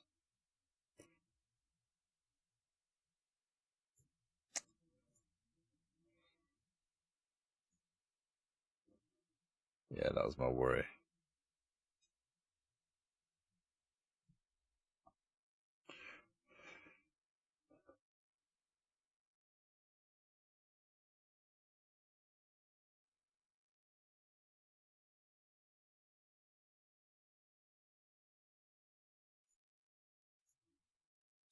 So what I'm trying to keep an eye on is when I make the query, I want to see the SQL that it generates ask for the things that I'm asking for. So it keeps the amount of data transferred down. So not only does it keep the amount of transfer data down from the server to the client, but also from the database server to my server, right?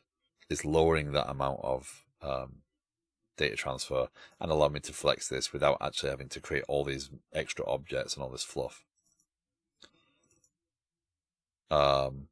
Again, I'm trying to do this now because I need to get to the date time. if I need to do anything, being that this is my ultimate goal, I'd rather know that this is possible or not possible at this phase, rather than just kind of do it one way and then try and come back around and fix it. Because I'm not in a place where I need to. I can be keep coming back and fixing this every time and then making no progress in the application. So that is not good.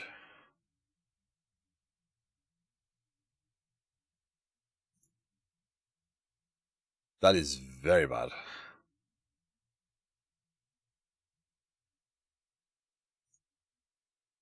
Whoops. Microsoft found a way to break the back button functionality on most of the websites. The reason I wanted to use the Microsoft offering is because I wanted to document connection strings and server names, etc. But I gave up and went back to Miro. Well, that was a fun time, wasn't it? All my services now stopped. Static, SkyDraw, Beget. So what I've done is I actually have this this PowerShell script for the services I need. So basically what I do is I create a Docker Compose in a folder for the tool that I want to add. And then I add it into this list. And now this service script will go through and do the up and down stuff. So I can do /services .ps1 up SQL Server console Kafka. Oh, did that just restart my... No. Kafka ret... What are you doing?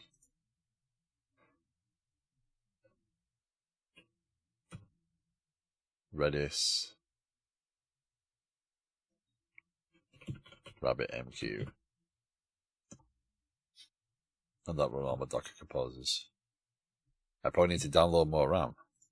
I hope not.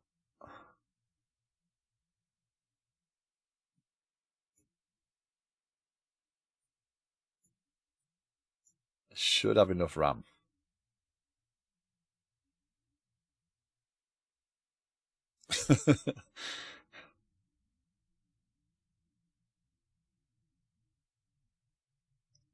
It should be good on resources.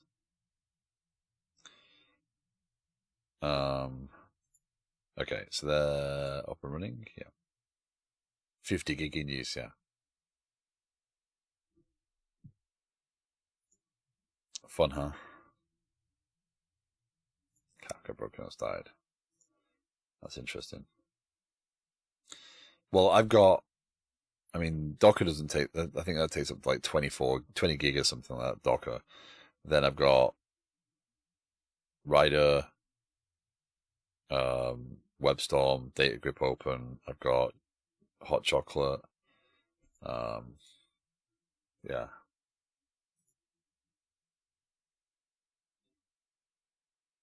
Yeah, that's climbing up. 3 gig, 3 gig, 3 gig. My DuckDuckGo browser is 3 gig. The Rider backend is now 1.7 gig. That's interesting. That's getting bloated. .NET host 1.5 gig. And everything else mounts up. So yeah.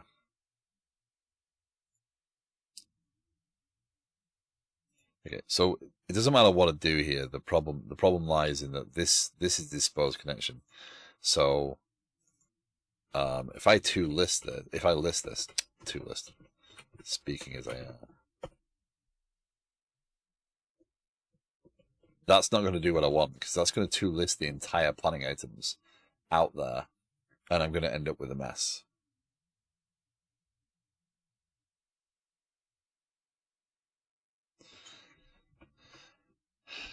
Now, originally, you used to be able to do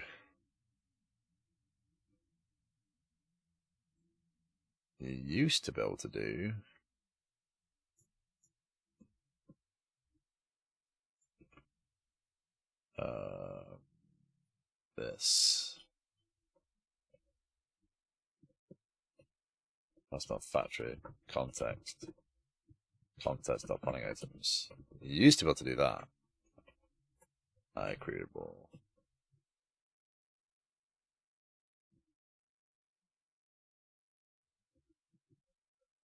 Interesting.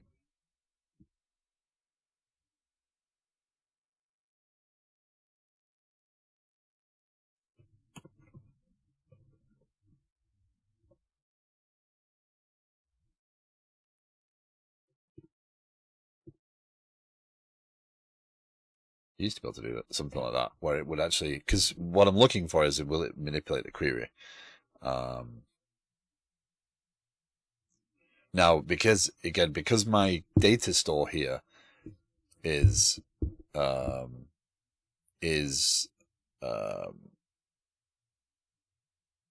I could have actually removed the async and the await there because it's the task.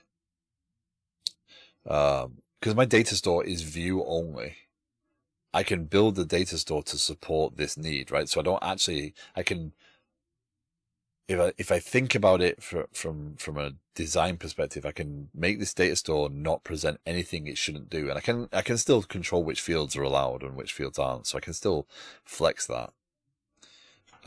This is going to break again, I bet. Oh no, it worked. So on this side, what we got there, unfortunately though, was the for query, because it selected everything. No, but that's fine. It selected everything, but it didn't flex this query. Right. What I was hoping for is title description, and that's it. The last time I used this, it did do that.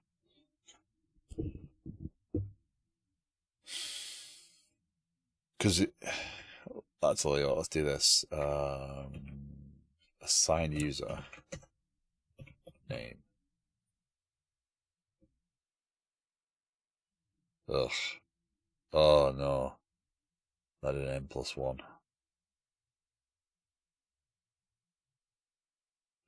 No, that, yeah. That did not go the way I wanted it to go.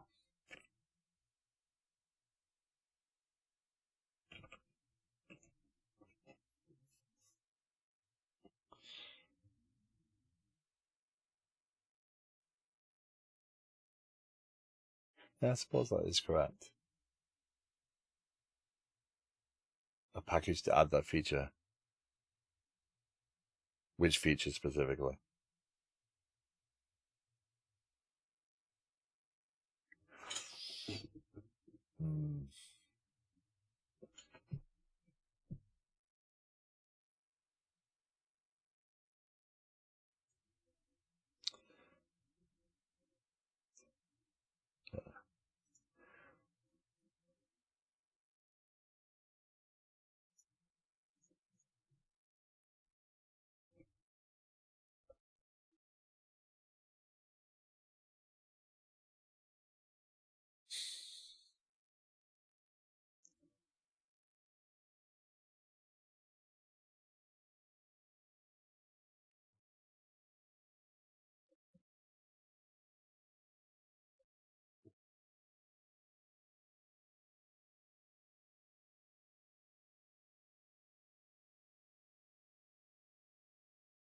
I don't think do.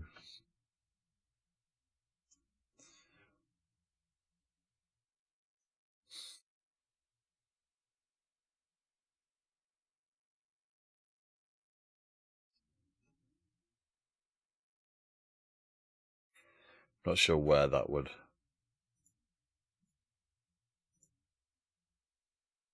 apply. My query and all the users. So I get all the planning items. But again, I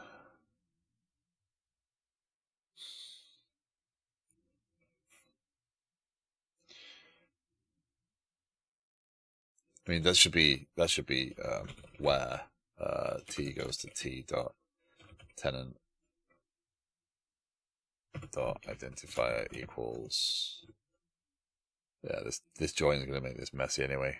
I can't.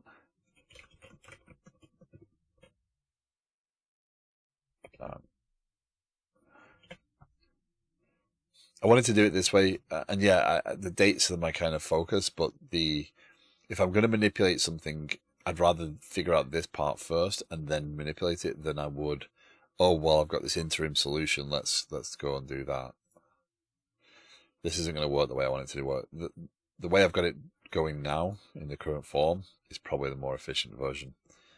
Because you see inner join, does inner join tenant? It does do that correctly, which is nice. it does do it as part of the query. So that is, but again, I'm pulling all this data. The goal was that this would just ask for what it needs.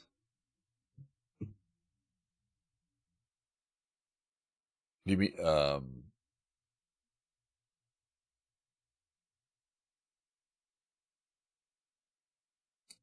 don't think it's part of the main. You talking .NET Core, or are you talking .NET packages, or are you talking hot chocolate packages? Because I don't think there's any specific EF Core. Well, I've got lazy loading proxies.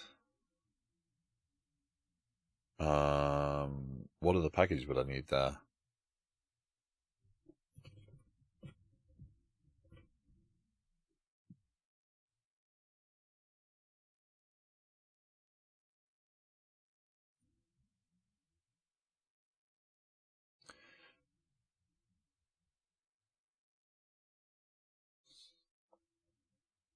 Because ultimately, hot chocolate should be deciding what fields I am asking for, and that should translate. But again, I think it's when it's enumerating it that's the problem.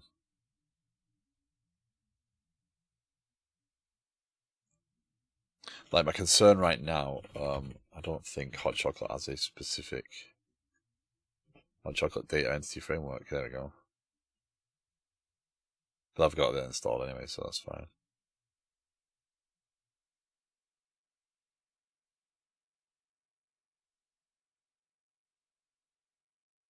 Right, upgrade. Is there an upgrade available? Manage NuGet packages.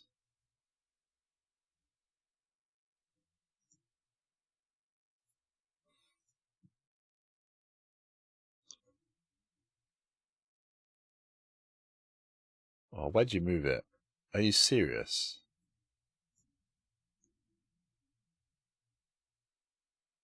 Oh, here we go, upgrade.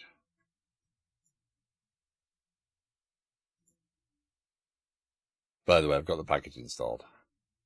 I've used the OData package in the past, but don't know if that's what you need for GraphQL. If you saw what that GraphQL was screening, I was worried ours was doing the same.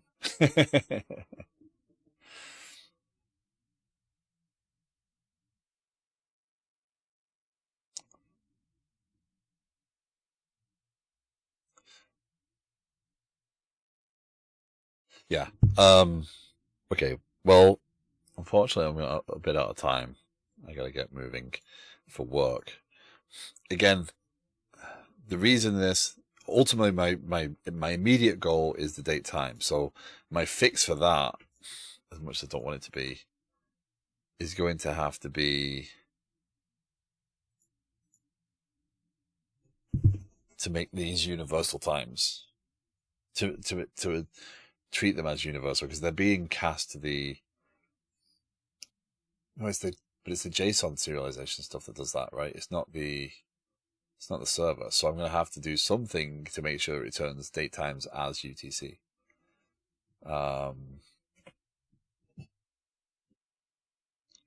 This is the sort of thing I don't do very often, and then I end up going back through again every time I need it.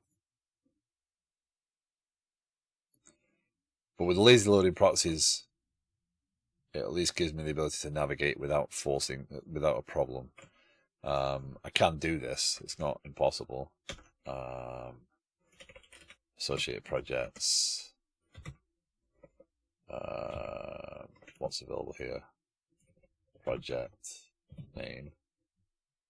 Yeah, that's where that breaks down. So you can't collapse that very simply.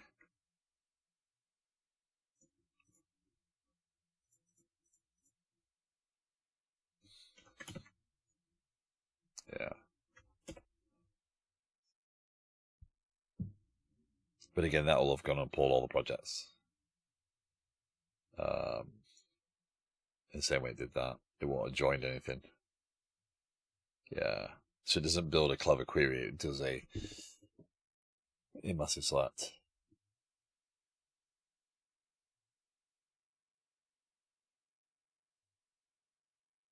Yeah. So I guess I gotta pick my battles here. Ultimately I've got to manipulate this anyway. If I remove this, that doesn't change anything negatively, and I just need to remove that for right this second. I think I'm going to go the way I've got it right this second, because it's more productive to be worrying about that date time. What I've got to do is figure out how to manipulate that GraphQL date. I assume I end up with some sort of every date. So, okay, so it's a data loader that I need.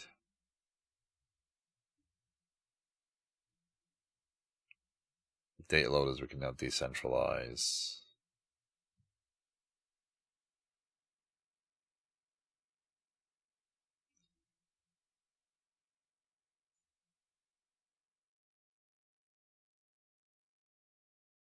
Okay. So it looks like data loaders are something I want to read up on.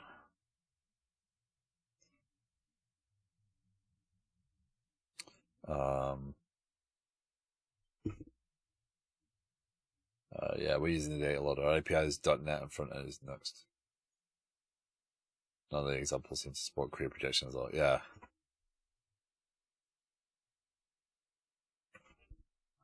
Guess I get to learn. That's why I'm doing this, right? I don't think resolvers is what I want. So I'll revisit data loaders another time. We'll come back around on that and see if that helps in any way, shape, or form. Ideally, that would be the best way, because then I'm not doing these weird projections into these view model objects, and then I have flexibility with this. I can worry about the schema being more representative later. Right now, it's kind of just a collapsed version of. Why is that so weird? Why is date grip also so broken? Whatever.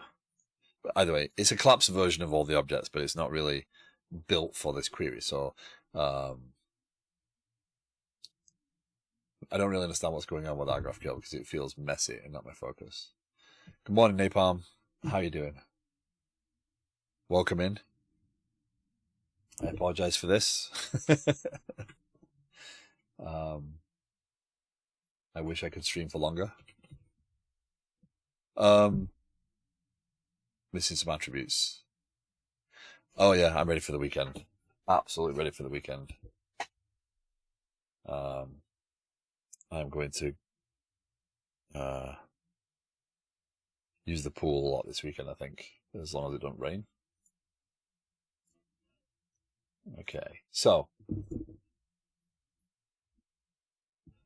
unfortunately, Regathian,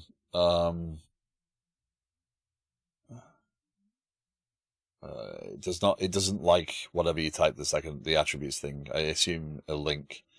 Yeah, I apologize, but I've disabled linking for non-VIPs and subs. So, a reserve linking, yes. Yeah. I'll look deeper into that though. Over the weekend I'll probably do a bit more. I will likely not stream over the weekend with stuff like this, but but there's basically attributes for DB access and using projections. Okay. I'll take a look. Thank you for the attempt though. I appreciate that. I'll look at that and get that in place and see if we can get that working. I think moving it to data loaders seems to be the right way as well. So, yeah. But for now, we're going to raid out. We're going to go see my favorite place to go on a Friday, F. Basheros. He's doing a 2D6 dungeon app in Blazor with C#, more app dev. But it's a really nice place to hang out for a bit. So thank you for joining me. Thank you for coming in. Thank you for the conversation. I've really appreciated everyone hanging out today. I will be back on Monday doing some game dev.